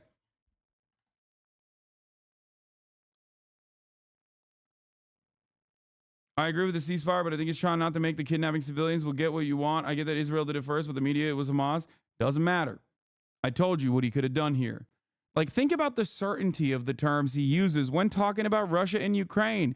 Come on, guys. My expectation isn't that he talk about Israel like he talks about Russia, but at least manage it a little bit. If that's the most fucking centrist position he can arrive at on Israel, we're fucking cooked. He genuinely doesn't understand the interest on the ground for this. And every time he comes out and makes statements like this, more people are going to get mad. It's crazy.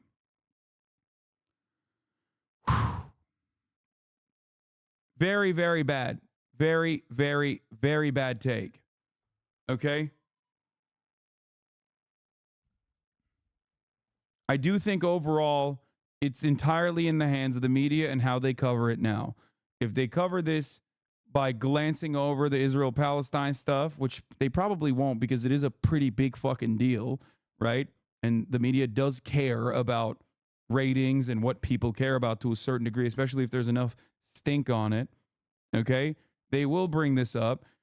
Right-wingers will say Biden is an enemy to the state of Israel. He's an anti-Semite. Liberal media overall will defend him and say he's doing a phenomenal job. Look at how wonderful he is. He is so dynamic. He is a dynamo. He is unstoppable. We'll get to the media coverage right now, and we'll find out what they're saying. But that is my suspicion. Okay?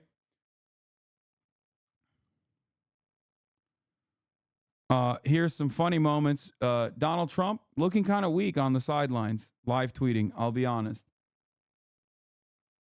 Looking kind of like a catty bitch. See, as he's getting ready to cough yet again into his right hand, the fake news media rushes him off the screen. Don't shake people's hands going out. He keeps coughing into his right hand. The illegal statement and his relatively shitty statement on Palestine is not great. As far as like all the progressive policies that he pushes and the fact that the progressive policies that he pushed for, phenomenal. He's always going to do that. He finally fucking woke up a little bit. Okay? Anyway, let's see what the MSNBC tells you that this is bothering him. He's mad at the Supreme Court. That was not written into the speech. He saw them in front of him and he said, with all due respect, justices, because he is mad about what they've been doing. That is not the Joe Biden who was the chairman of the Judiciary Committee not that long ago. So that was a very striking moment. Okay, dog, that was like 30 years ago. What the fuck do you mean not that long ago? On how he talks about abortion, this is an important thing to remember. I mean, after Roe, a lot of the women's rights groups and pro-choice groups were upset that he wasn't being as vocal. He kind of was a little bit awkward in how he talked about it. He has a pro-choice record, but he is somebody who is very Catholic, not super comfortable talking about it. Others in the administration were talking about it. He really made some strides. I mean, he had a pretty bold message here on abortion rights and abortion access and all of the issues around it, which I think is striking. And if you look back at his language 2 years ago, it was not as bold as this. Yeah. It's also, I mean, it's really striking when you look at those first four issues he starts with. Out of the gate, these are 60-40, 70-30 issues, right? Like, Putin, good or bad? Is Putin good? But bottom line is that there's nothing that he could have said on Israel-Palestine that's in character that you would have liked. Yeah, of course, because he's a fucking ultra-Zionist and a bloodthirsty genocidaire. Of course I don't like that. The fuck's wrong with you? You think you're making a good point here? Yeah, duh. Hello. I literally believe and know and am correct on this belief that Israel is a genocidal apartheid state that is currently engaging in ethnic fucking cleansing. Even Brandon kind of recognized that when he said 2 million Palestinians are being ethnically displaced. Hasan, if Israel wasn't killing Palestinians, you would have let the illegals line slide. Admit it is also a ridiculous fucking take because you're unfamiliar with my commentary, it seems. I've been talking about immigration far before Joe Biden was president. I've been talking about it since he was vice president, as a matter of fact, criticizing both the Obama administration, certainly the Trump administration, and also the Biden administration. No, I would not have let the illegal line slide, dummy. Oh. Anyway, I don't want to fucking hear the Psaki bomb. I'm going to lose my goddamn mind. I need to. We found out that AOC is a Zinner, so that's cool. Okay, we saw all of that.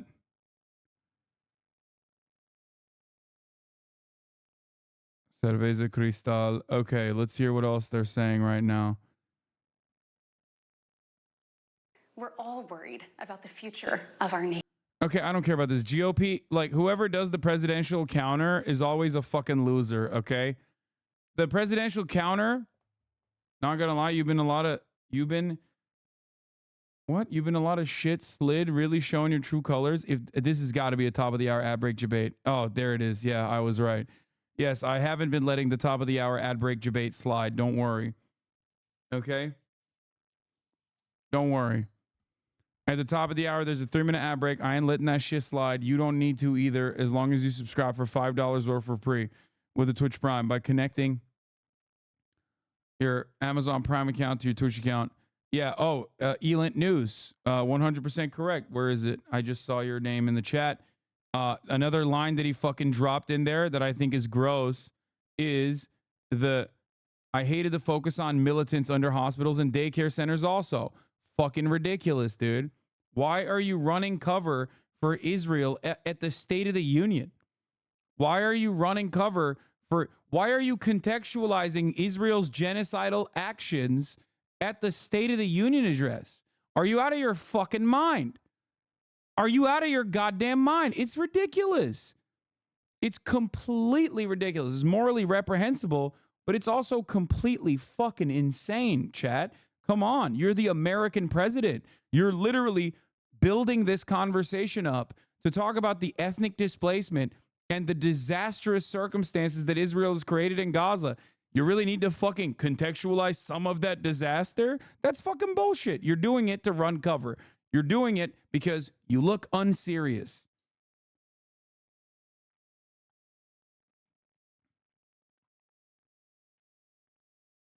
Anyway.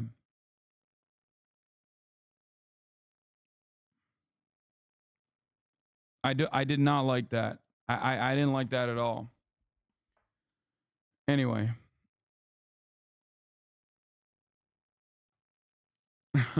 In the State of the Union address, nobody's more Zionist than me. I fucking dare you to say, I dare you, Biden blast. Anyway, so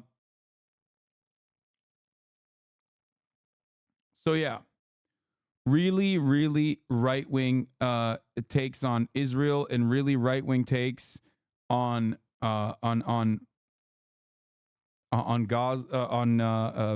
the border situation is really fucked up.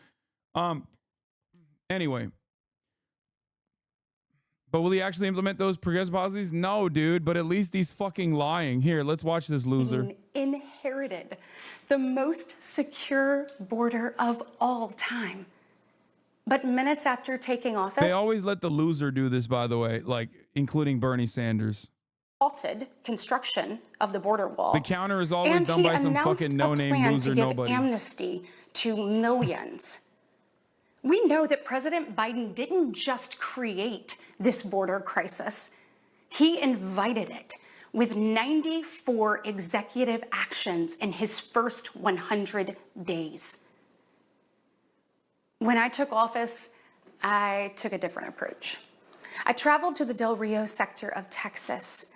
That's where I spoke to a woman who shared her story with me. Well, who the fuck is this? What is this? It's a lightsaber dude ass motherfucker over here.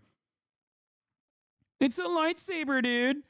How'd they find the most liberal woman in Alabama to fucking run this, to do this? God damn. She was raped.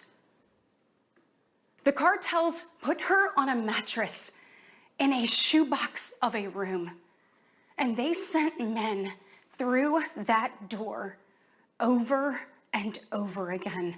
Bro, she literally looks like she's... Why is she talking like she's in a Geico commercial? What the fuck's going on? We wouldn't be okay with this happening in a third world country. This is the United States of America, and it is past time, in my opinion, that we start acting like it.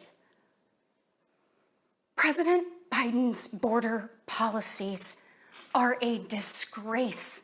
This crisis is despicable. And the truth is, it is almost entirely preventable. From fentanyl poisonings to horrific murders, there are empty chairs tonight at kitchen tables just like this one because of President Biden's senseless border policies. Just think about Laken Riley. In my neighboring state of Georgia, this beautiful 22-year-old nursing student went out on a jog one morning, but she never got the opportunity to return home. She was brutally murdered by one of the millions of illegal border crossers President Biden chose to release into our homeland. Y'all, as Bro, this is wild. Why does she sound like she's nutting? Like, am I crazy? She's like, what the fuck? What is the voice quiver happening here? President Biden finally said her name. But he refused to take responsibility for his own actions. This is the most CW ass acting I've ever seen in my life. It's so weird, dude. Innocent Americans She's about to bust it wide open with the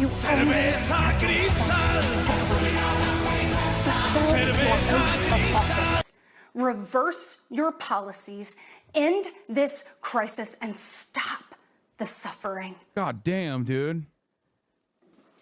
Sadly, we know that President Biden's failures don't stop there. His reckless spending dug our economy into a hole and sent the cost of living through the roof. We have the worst inflation in 40 years and the highest credit card debt in our nation's history. Let that sink in. Let that sink in. Hardworking families Oh are my struggling to God. make ends meet today. Bro, she is so elder millennial liberal coded. I'm losing it. Like, if it wasn't for the cross, just listen to the speech and mannerisms and the words she's using. Everyone's a goddamn liberal.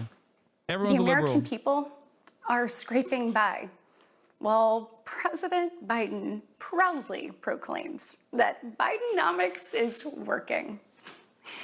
Goodness, y'all. Bless his heart. We know better. I'll never forget stopping at a gas station in Chilton County one evening. The gentleman working the counter told me that after retiring, he had to pick up a job in his 70s so that he didn't have to choose between going hungry or going without his medication. He said, I did everything right. I did everything I was told to do. I worked hard, I saved, I was responsible. He's not alone. I hear similar concerns from fellow parents, whether I am walking with my friends or whether I'm at my kids' games. But let's be honest, it's been a minute. Republicans are far too sexist for this to play well. They need like a butch ass woman, like what's his face from the Ugly Family, the one that was in like the Trump administration, who's now like a governor or some shit. The fuck's her name? They this is too bad. It's just like too. It is way too fake already. Sarah Huckabee Sanders, yeah, more like Sarah Fuckabee Sanders, because Donald Trump asked Sarah to fuck Kim Jong-un. That's real. Look it up. Literally. Donald Trump. God. That's not even, I wish I was joking. Donald Trump once famously said to Sarah Huckabee Sanders, "You got to take one for the team." He said that. Anyway, but yeah, this is very rehearsed. It comes across super disingenuous. Yep. Donald Trump told Sarah Sanders to take one for the team after Kim Jong-un wink. Take one for the team. Okay.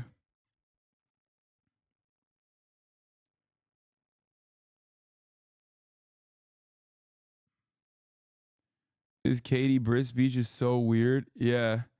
It is giving fucking bossing say shit lines. But anyway, they always, I mean, Sarah did this before. Y'all, you can't make this stuff up. Y'all. Look, we all recall when presidents faced national security threats with strength and resolve. That seems like ancient history. Right now, our commander-in-chief is not in command. The free world deserves better than a dithering. Shut the fuck up. They're doing hot mics on C-SPAN. Sorry, this is more important than this dumbass.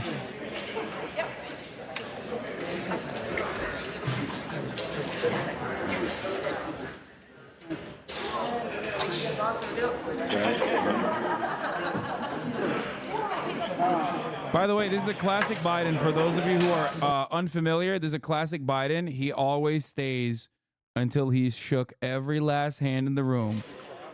Okay? He always does this. Look, see how the room is cleared out before him? That's on purpose. Well, for the first time in memory, the president outlasted the House session. Yep. There you go. He always waits and shakes and talks to every single person in there.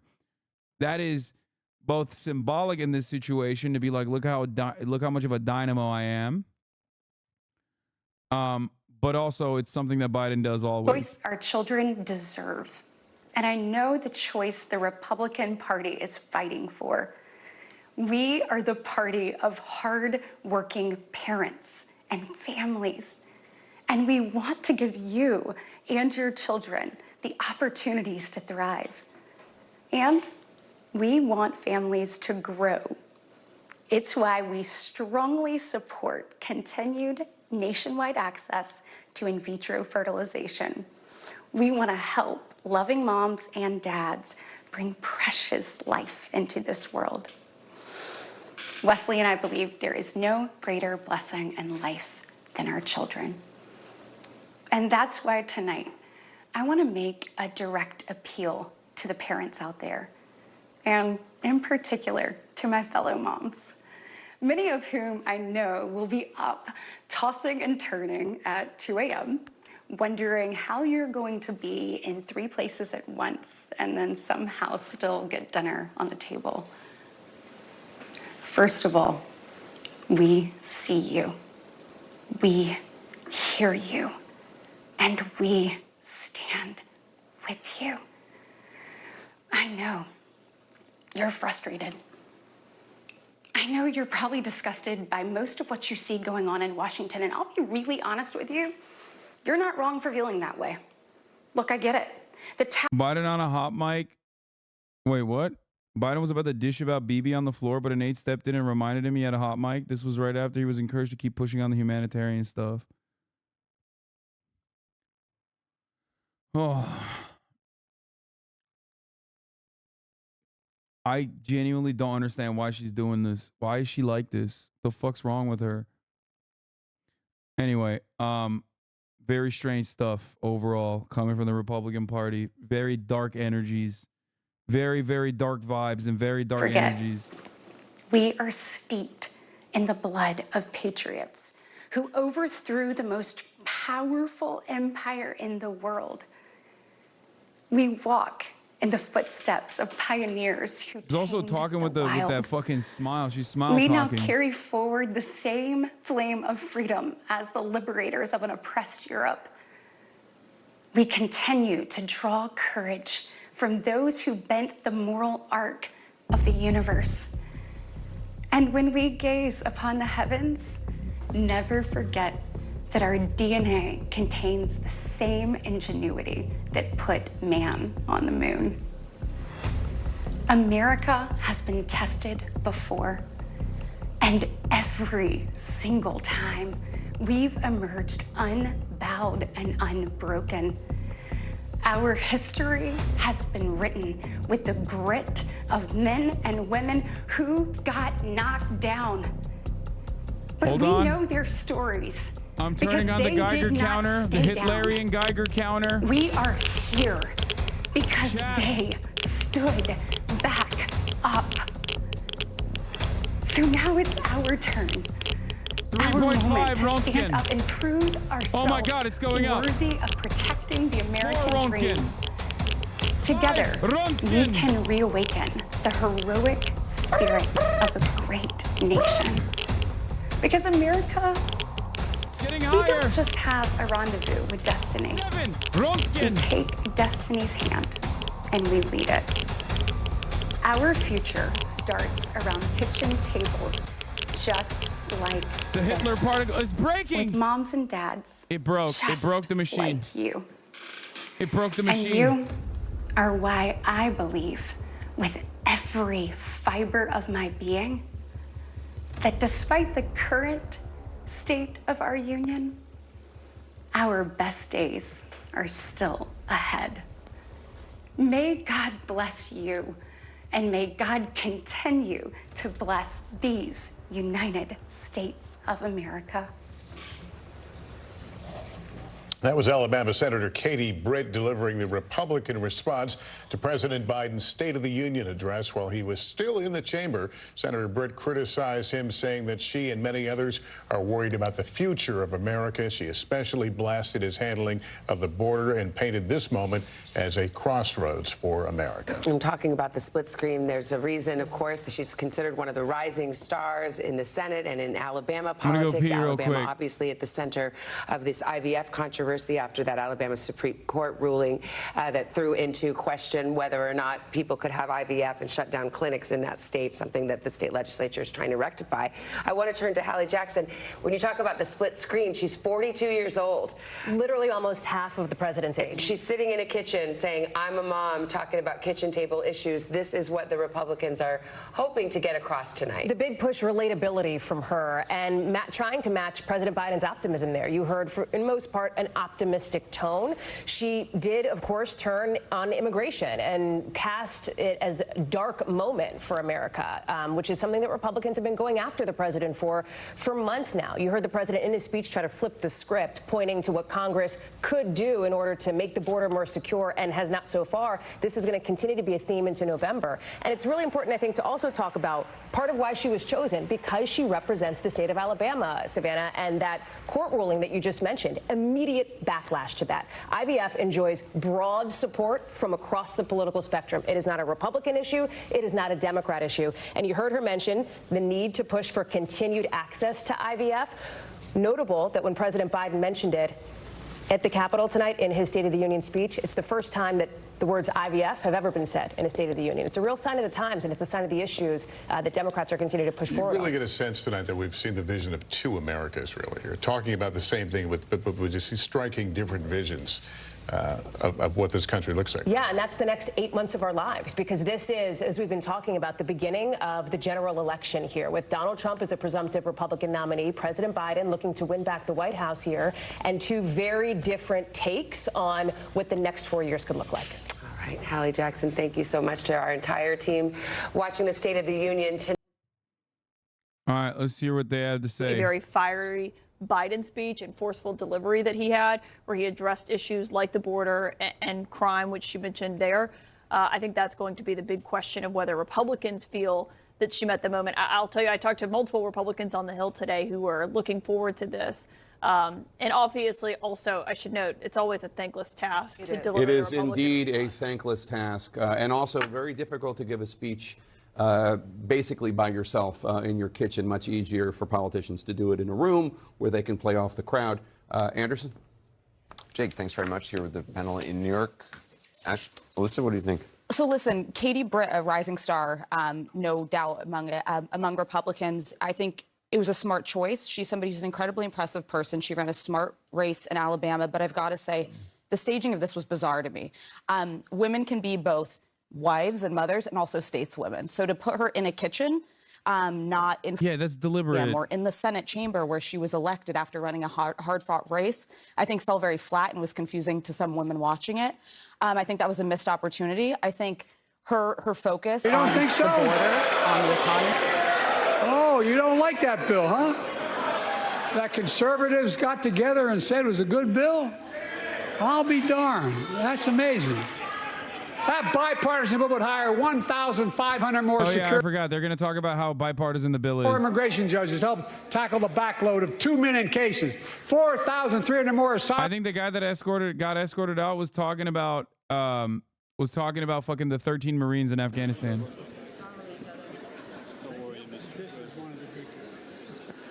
Great speech. I was telling your secretary, I was in Jordan and Israel this weekend, and just, you got to keep pushing what you're doing on the humanitarian. Said you got to keep pushing for humanitarian aid in Israel. Humanitarian stuff and all this stuff. So I told him, baby, don't repeat this. I said, baby, you and I should come to Jesus. Sir, just He said, I told Bibi, and don't repeat this, but you and I are going to have a come to Jesus meeting. I think a come to Jesus moment. And then the staffer goes, yo, stop. Look at this shit. Sir, just. He said, sir, Just you're on a hot mic. Hot mic. Oh, good. That was good.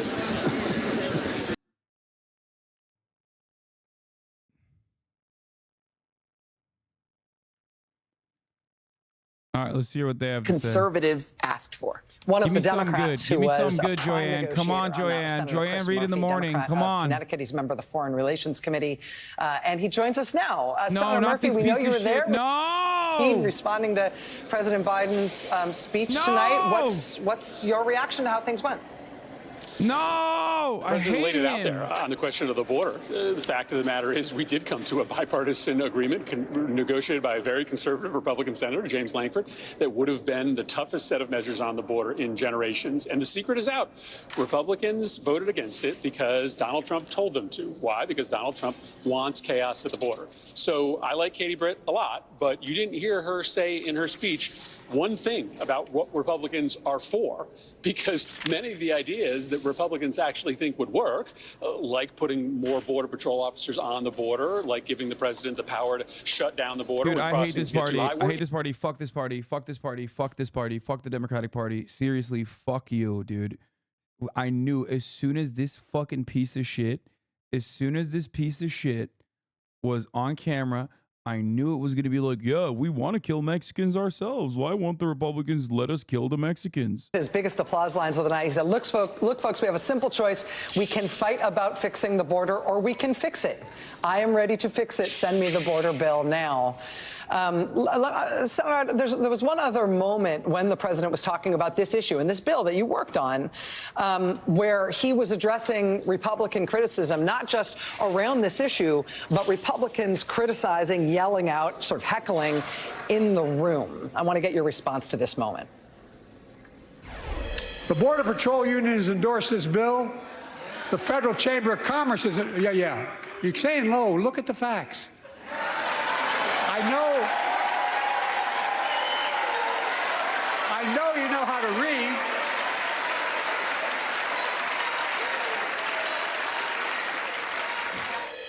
There is both style and substance there to comment in terms of the president anticipating and seeming to be enjoying some of the criticism, even some of the catcalling from Republicans in the room. At least that's how it appeared through the mediation of the cameras. What was it like in the room? Well, it was actually pretty amazing in the room because the president comes out and just knocks. The person on the top of your ticket doesn't solve problems. He creates chaos. He tells people not to do their job, and that is what happened on that immigration bill. And the president, Joe Biden, is allowed to call it out. So the President Biden created the crisis, only went to the border because Governor Abbott gave some immigrants options to go to Democratic cities and elevate this issue to be a national issue. And now at the last minute, bro, this is Fox News. For the fourth quarter, right before the end of the game. I'm watching Fox News. There's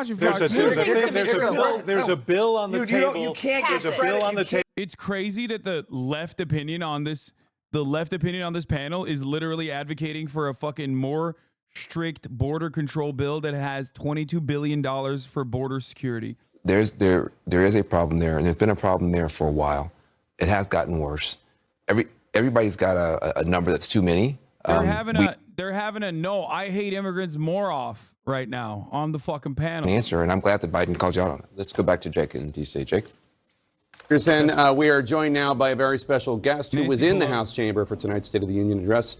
Speaker Emerita and Democratic Congresswoman from California, Nancy Pelosi. Speaker Pelosi, thank you so much for joining us. We appreciate it. So I have to say, this may have been the highest stakes speech of President Biden's long career in politics. It may have been the highest stakes State of the Union address that I've ever seen. Do you think he met the moment? Oh, I think he did, definitely. Actually, I should quote him and just say maybe I should go home right now because I think what he did was spectacular. He did it with vigor. He did it with vision, with patriotism, and I think it was one of the finest State of the Union addresses I have seen, and I've seen many. So obviously a lot of Republicans are critical of it. One of the things that they're criticizing it for is for being political, and it was a very political State of the Union address. Well, it had some political aspects to it. They're saying he did it with vigor. He's dynamic. But perhaps amnesia has set in on the disgraceful speech that Donald Trump gave to the chamber. The one you ripped up? Well, there were so many disgraceful ones. I'm getting them, but this is the one where he gave a presidential medal to somebody who was. Rush Limbaugh? Yeah, all that stuff. And all he talked about was the election and the rest. And as Speaker, I was offended because it is not a political rally. And by the way, someone asked me why I don't like Chris Murphy, because he's a fucking neocon hawk, but a Democrat. That's why I don't like him. what's important to America's working families instead of giant piece of some shit. this. So he did mention you by name, President Biden. Did? Yeah. Can we roll that little clip? What's that? You think I would The have very idea of America is that we're all created equal and deserves to be treated equally throughout our lives. We've never fully lived up to that idea, but we've never walked away from it either. And I won't walk away from it now. I'm optimistic. I really am. I'm optimistic, Nancy. Oh, You didn't hear it that I time? missed it. He said, "I'm optimistic. I'm optimistic, Nancy." You didn't catch that the first time. I guess there's a lot of noise going on. A lot of noise. Yep. Why do you think he said that to you? Do you disagree with him privately about his optimism? No. I think he was saying, I hope you agree that I delivered the message tonight. This is, you said it's high stakes. One of the reasons it's high stakes is because the opposition, the person that he's running against, is such a low form. I always say he's doing a limbo contest with himself to see how low he can go. So that's really important for the Democratic candidate who is the incumbent They're fucking. to be presidential, to show She's a path. oh my And I God, think, she's quite throwing it back. frankly, while I missed For the Nancy part, Branduzzi. I did love what he said at the end about two paths. You have a path that takes us to the path narrowing our freedom. In the history of our country, we have always expanded freedom from a constitution which, thank God, our founders made it amendable, ending slavery, expanding the right to vote, black men, women, as time goes by, Roe v. Wade and the rest, until this court narrowed freedom with the Dobbs decision, and threatening to say, because privacy is not guaranteed in the Constitution and we are ignoring precedent of the court, everything else is at stake, whether it's marriage equality or whatever else. So this was a path to go back or a path to go to the future. And I think that he very clearly laid out a vision for the future based on values and really centered around America's working families, which has always been his commitment. And quite frankly, I think tonight was a clear definition between the Democrats and the Republicans as what we stand for. And he has faced down big money in guns and won, big money in pharma and won, big money in fossil fuel industry and won with legislation in the Congress and a path with more to come, making wealthy people pay their fair share. Dana? Madam Speaker, one of the clearly ad-libbed moments was during the section about immigration. And I'm sure you saw the buttons that your colleagues across the aisle had. And he had one of those buttons. We believe it was given to him by Marjorie Taylor Greene. And when she said something to him during his speech, he responded. I think we have that. Let's listen to it. I didn't see any Republican buttons. Lincoln Riley, an innocent young woman who was killed by an illegal. That's right. But how many of the thousands of people being killed by illegals? To her parents, I say, my heart goes out to you, having lost children myself. I understand. Now, you should have said undocumented, but that's not a big thing, okay? What's the big thing about it? No, I actually wasn't even going to ask about that. I was just going to ask more about the moment. But you do think that he should have said undocumented? That wasn't going to be my question. Well, we usually say undocumented. He said illegal. I don't think it's a big deal. Okay. I don't think it's a big deal. But It more is a big broadly, fucking deal, asshole. That's why you're was panicking. on the sympathy for the family. Yeah. It's a terrible tragedy. that was going to be the sort of the basis of my question about it, which is, as you well know, maybe you didn't know about the buttons, there's been a lot of talk, a lot of news about this young woman who was a student at University of Georgia, and she died, and apparently was an undocumented immigrant. And the fact that he was ready with that, with the button, with the response. What do you make of that when it comes to not just the substance, but also the performance? Well, I think that it was, if that's spontaneous. See, I don't know about the buttons, and you're telling me that they had buttons. Go ahead. Go say on the record he popped off there, dumbass. Schmoozing with the Republicans before. Usually we do, and we had some conversations, but none of the ones that came over to converse with us had those buttons on, so I didn't see the buttons. So we want to make a thing of the button. The president, I think, handled it very well. Yeah, and I think he handled so it very well. hard. It's a terrible situation. That anybody Bro, losing a child. he's or panicking a so family member. hard. They didn't even ask him that hard of a question. But I think he handled it well. And you well know that one of the questions that people were looking at, they were wanting to see how he performed when it comes to his age. Yeah, I think he handled do you think that well, too. Do you think he put it to rest, at least for a short time? Well, I thought he showed great vigor in the speech, sustained a level of strength in his speech for a long time, which would be hard for anyone at any age. I told to you. Give that. I told you, he's so dynamic. And great vigor. I think that his enthusiasm for all of it was demonstrated. He's old. He said it. You know, I've been around, but I have wisdom. And I think it's important for him to embrace his age, says one who is older than the president myself. With age comes wisdom, judgment, knowledge. And this president, when he was speaking, I was thinking, at last people are seeing him the way we see him, which is when you go in there, you don't have to speak a longhand to him on subjects. He's informed. He's knowledgeable. He's been around. He knows the territory. He has a great vision for the country. He has great knowledge of the issues. He has great judgment, therefore, because he has knowledge, and he thinks in a strategic way about how to get things done. And his record as a president, when we had the majority, was equal, well, on a par with Lyndon Johnson and compared to Franklin Roosevelt for a 2-year period of their term in office. So I think that his kind of making some humor about his age was okay.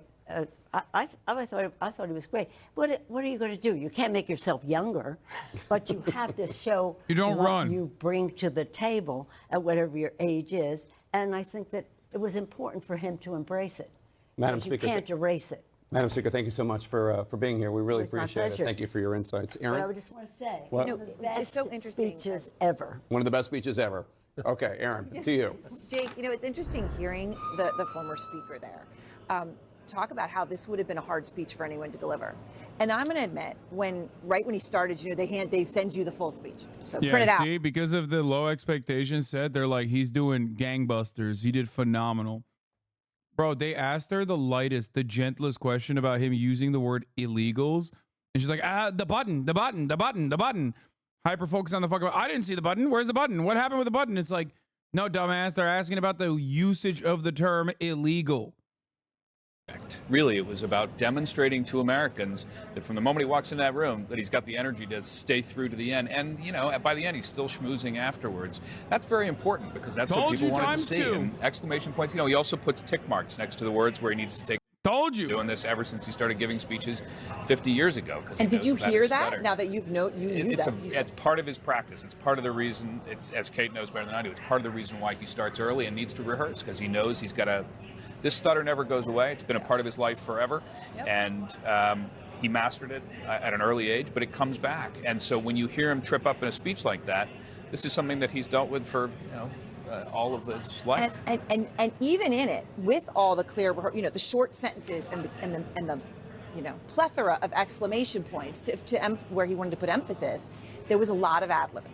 And we started noticing that. You started noticing that early. Yes. Just play a couple for anybody who's just joining us now, a couple of examples of when that happened. Republicans can cut Social Security and give more tax breaks to the wealthy. Yeah. All the flubs are actually stutters. Oh, I misunderstood. No, Hasan, you saw that wrong. She was not going to ask about the word, and Nancy panicked and talked about the word. The host tried to change the combo to the button. Why is the illegal thing that big a deal? It's not like anyone cares about migrants. Yes, liberals do care about one thing, though. They don't give a fuck about migrants. But you know what they care about? Civility and aesthetics. And that was a big fucking deal because he fucked up and gave the goddamn game away. If you give the game away, then what's the difference between you and fucking Donald Trump? Bro, Donald Trump calls it migrant crime, which in some ways is worse because he's saying like all migrants are responsible for this crime, right? Even he uses illegal too, obviously, but even he's calling it fucking migrant crime. He's over here being like illegals. That's unacceptable.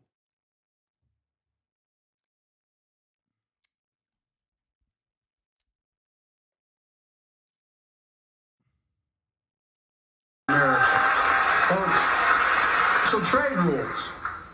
Buy America has been the law since 1933. Also caps and won't even go into effect until 2025. And by the way, that law was written and the benefit expires in 2025. New electric grids that are able to weather major storms and not prevent them are going to buy America. So trade rules. Oh my God, I can hear him breathing in bed. Legislation through, he knows them enough to give them the business by name. And it's actually effective. And the last thing I'll say is if you had only heard about Joe Biden, I think it's something, you said it earlier, Chris, if you only knew about Joe Biden, what Fox says about him and what Newsmax says about him, and you think that he's practically dead, he's so old and doddering, and this was the first time you'd ever seen him, you would have no idea how they could possibly think that about Joe Biden. And the only other person I could say that about politically is Barack Obama, who they represented as this madman, who hates white people, and they tried to make him sound like this insane person. And then when he would do his State of the Union and do his thing, talk like this. Yes. And he seemed so normal. They were like, oh, that's Barack Obama. Okay. Joe Biden's a radical progressive who in the first 2 minutes referenced. Yeah, that's why conservatives famously love Barack Obama. Because they saw him deliver State of the Union speeches and were like, you know what? I hate that black Muslim Kenyan man, but now that I saw he sure can deliver a fiery speech, I've decided he's no longer black, nor Kenyan, nor Muslim. That's what they said. No, Kaya, no, don't do this to me right now. Oh my God, she's shoving the toy.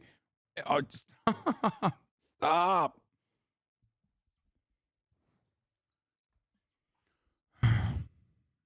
Supreme Court at one point when he was really sharply criticizing the decision in Dobbs that, of course, overturned Roe v. Wade. What was that like? What was the reaction to Democrats as that was happening? This is my first time being at a State of the Union Live. It was pretty electric. I have to say I was sitting with Amanda Zarowski. And when the president looked at the Supreme Court and delivered those lines, it was exactly what we needed to hear, what women in America needed to hear. That is the fighting Joe Biden we need back in this race. And it felt powerful. It felt empowering. It's exactly the right tone and the right way to start swinging out the gate, for our fundamental freedoms. I think that's the big win tonight for us with Joe Biden. I mean, when he is empathetic and when he is passionate about an issue like he was. Biden did good. Biden did great in comparison to the expectations of him.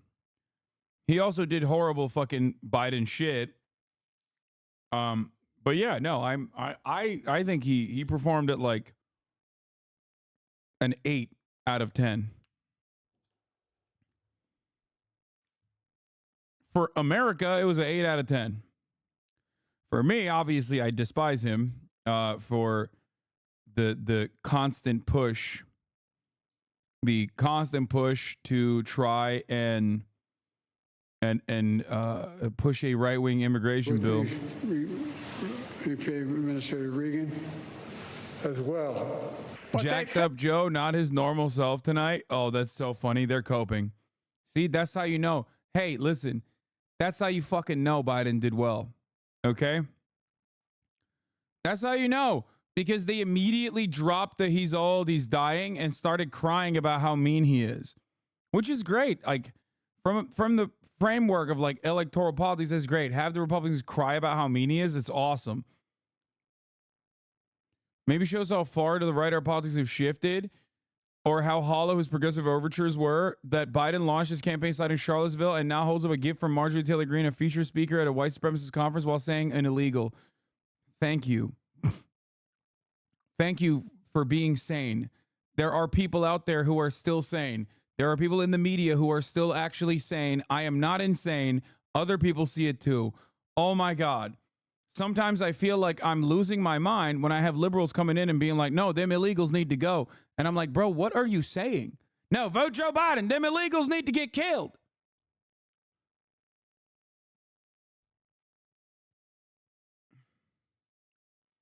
Don't care, still voting jank. Don't play me like this.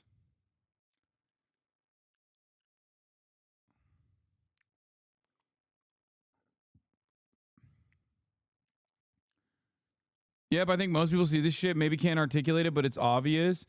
No, I feel like I'm going insane because, unfortunately, I'm surrounded by people who are hyper interested in politics at a time when no one really is, even if it's an election cycle. Like, I asked my normie friends, I was like, so what'd you guys think of the speech? One of them said, what speech? I was playing Helldivers. Okay? These are people who would normally be locked in to a certain degree. And I like tapping into, like, normies and asking them how they feel about this kind of stuff, because they don't care. Like, they don't, just most people don't care. So the people that do care, the people that do pay a lot of attention to the ongoings of politics like this at a time when most people don't, those are the people who are usually like very pro-Democratic Party unconditionally, don't really care about the politics. Obviously, there are a lot of people who do care about the politics and the policies themselves. Many of you in this community do care about the actual actionable legislative agenda items rather than just simply like posturing. And the problem is, those who do simply care about defending the Democratic Party will just repeat and channel whatever framing that the Democratic Party presents them, because they're looking at it from the perspective of team sports. That's why they will come in here and be like, oh, well, Trump's going to fucking win if you don't.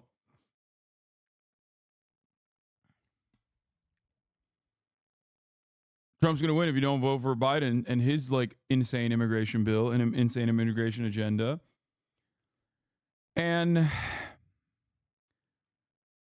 that sometimes makes me feel like I'm going crazy, like watching him go further and further right and have all these people fucking defend it in the media, and those who watch the media religiously and repeat the takes that they hear from the media because they just want to like win an argument about how about how the Democrats must win unconditionally. I have normie friends who made the 2020 elections their personality at the time, not give a shit about elections now. Yeah, 100%. But when I hear that, I feel like I'm going crazy. Very early on, my predecessor and some of you here seek to bury the truth about January 6th, whereupon Mike Johnson turns to stone. I thought it was one of the strongest moments for him. It was one of his claps. If you go back to that, you're going to see his hands doing this. Really? At the very end where he said, you can't love your country only when you win. Yeah. And that got this. And I'm not sure he knew he was doing it. Yeah. That's what I'd really like to know. Because he was one of the architects of trying to overturn the election, which is, I guess, the principal architect on the floor. Exactly. But I thought it was one of Biden's strongest moments because, again, this was his willingness to take it to the people in the audience. He's hitting the audience and saying, some of you were not willing to admit the truth. It was one of the earliest signs that he was like, I am here to bother you about some of the things you need to be bothered about. Yeah, they're lapping it up. They love this shit, dude. They're like, he was so goated.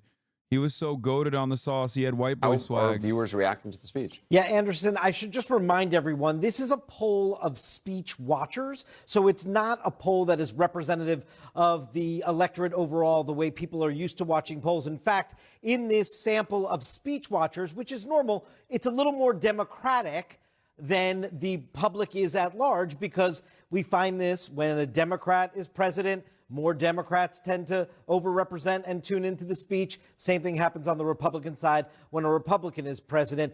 Our makeup here is about 37% Democratic, 30% Republican, 33% independent. So about 8 points more Democrat than the country is as a whole. With that in mind, take a look at these results here. Reaction to Biden's speech among those watching it tonight, 35% said they had a very positive reaction, 29% somewhat positive reaction. That's 64% there total. And 35% had a negative reaction. Take a look at that very positive number. How does that compare with Biden's speeches to joint sessions of Congress past here? Well, you can see 35% this year, 34% in 2023, 41% in 2022, and 51% in 2021. His poll numbers go down here with reviews of his speech, kind of like they have overall with his job approval ratings. Biden's policies, will they move? I'm not going to lie. I think it's literally because CNN is just more right wing now, though. 62% said they're going to move in the right direction. 38% said they're going to move the country in the wrong direction. But keep an eye on that 62%, because we also asked how people felt that way prior to the speech. And if you compare here, before the speech started, these speech watchers, only 45% said Biden's policy would move the U.S. in the right direction. With watching the speech, that went up from 45% to 62%. Again, sort of within the norm of what we've seen in the last couple of years for him, this kind of increase in support with people watching the speech, Anderson. Fascinating to see that change. Is that, well, let's talk about it with the panel. I think I'm seeing that in my text messages from people. I think people went into the speech. I'm talking about people who are, friendly to Biden, probably going to vote for Biden. But maybe they thought they meant he's moving in the right direction as in like right-wing politics, because that's what he was doing in the speech. Get it? His policies were going to help them at all. And I think those numbers, that you go from 45% to 62%, that's as much as you can do in a speech. And I think people feeling reassured that we've got a fighter in this race and that we've got an agenda we can get behind. I was thinking before the speech, there are a couple audiences here if I was on the campaign staff, right? There are people who are in Biden's corner, to Van's point. And then there are people, perhaps like me, who are, I'm going to vote for Biden, but I needed something tonight to now go and tell other people to vote for Biden. And that's what happened tonight. And these numbers prove it. Yeah, that literally, she's right. She's annoying, but she's fucking right. And it's really funny because the campaign does not have any policies, which is, indicative of the attitude that they have about this reelection. Tonight, from top White House officials. And now he is going to get on the road. His cabinet's going to get on the road. And they are going to take this to the people. Let me ask you, what was it tonight that gave you something to tell other people about? I think when he talked about tax credits to buy homes, that talks to like a lot of people. The thing that was funny about Katie Britt's response is, I'm not married and I'm not a mom. So what about me, Katie? Who are you talking? And a lot of black women fall into that category. So it felt like I didn't have a place in her party or the Republican Party. But Joe Biden was saying, damn, nobody's talking about the Israel stuff. It's crazy. When are we going to get to the Israel stuff? The tax credits. Yeah, listen, he popped off. Okay, you would have thought this man was leading the Maoist revolution. He was like rising up the peasants in the countryside. The way he was like, we're going to break up the big landlords and shit. Okay, we're going to give $400 to every American to fucking get a mortgage and buy their own home. We're going to kill landlords, that kind of shit. That's what he was hitting, right? He was hitting all those bars. Except obviously he's not going to do any of that shit. Let's be real. That's how the State of the Union works. Well, you got to balance on it. When you look at a State of the Union, where you have to fucking balance it is like, especially on the fourth year, right? And his last State of the Union, it's got to be heavy with what he has done so far. It's got to be like 70% what we've achieved, what we've done, and then 30% what we'll do again. And the interesting part about that, it was flipped. It was 70% what we're going to do if you reelect me, and 30% what we've done so far. Partially because what he's done, there's a little bit out there. There's a decent amount. I've talked about it quite a bit.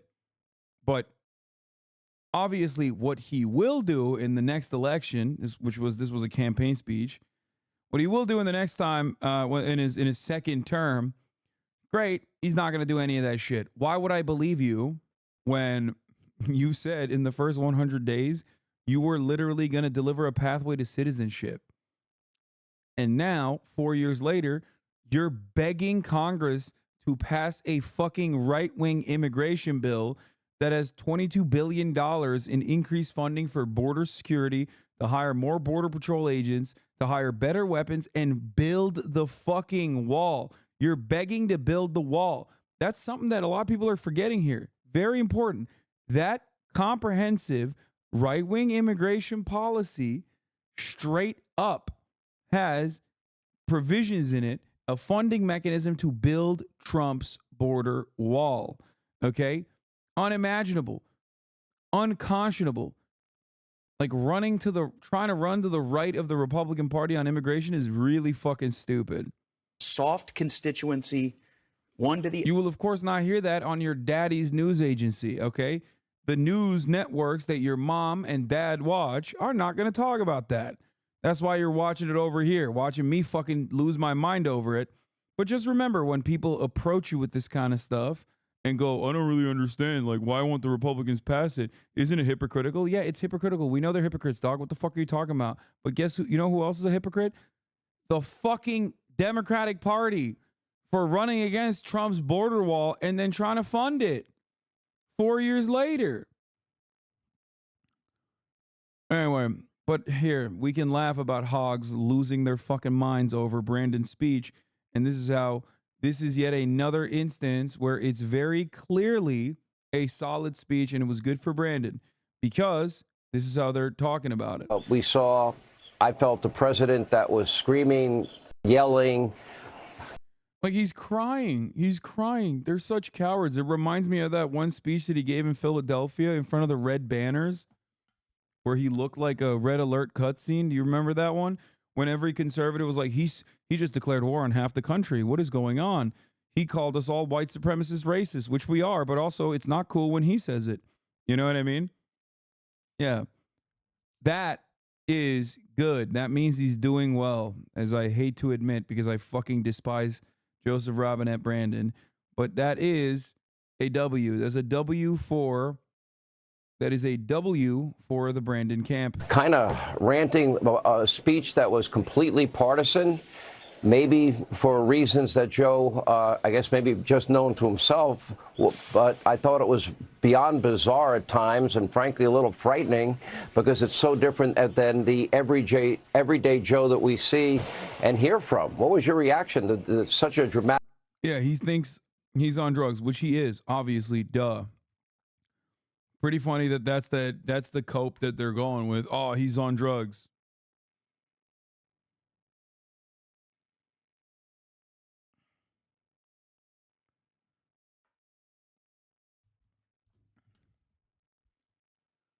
He's on drugs, folks. Oh, God, he's so scary and on drugs and scary. He's a scary guy. Yeah, insurrectionists are not patriots. Biden taunts Republicans over border security.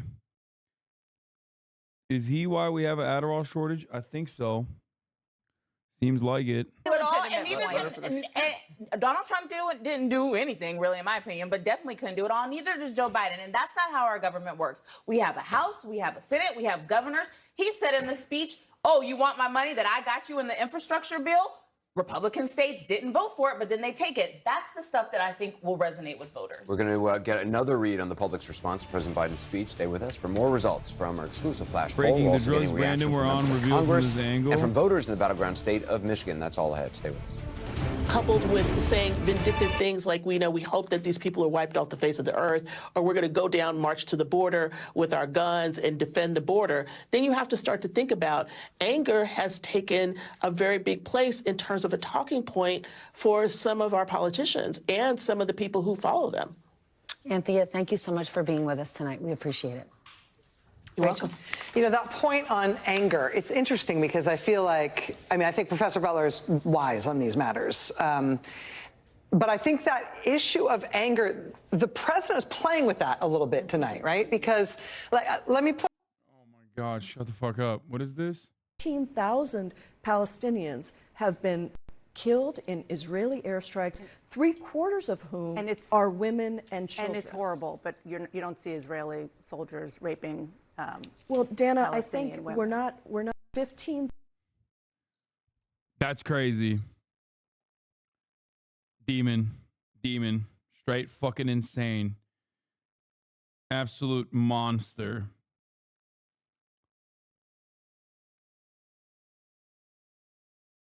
That's cool.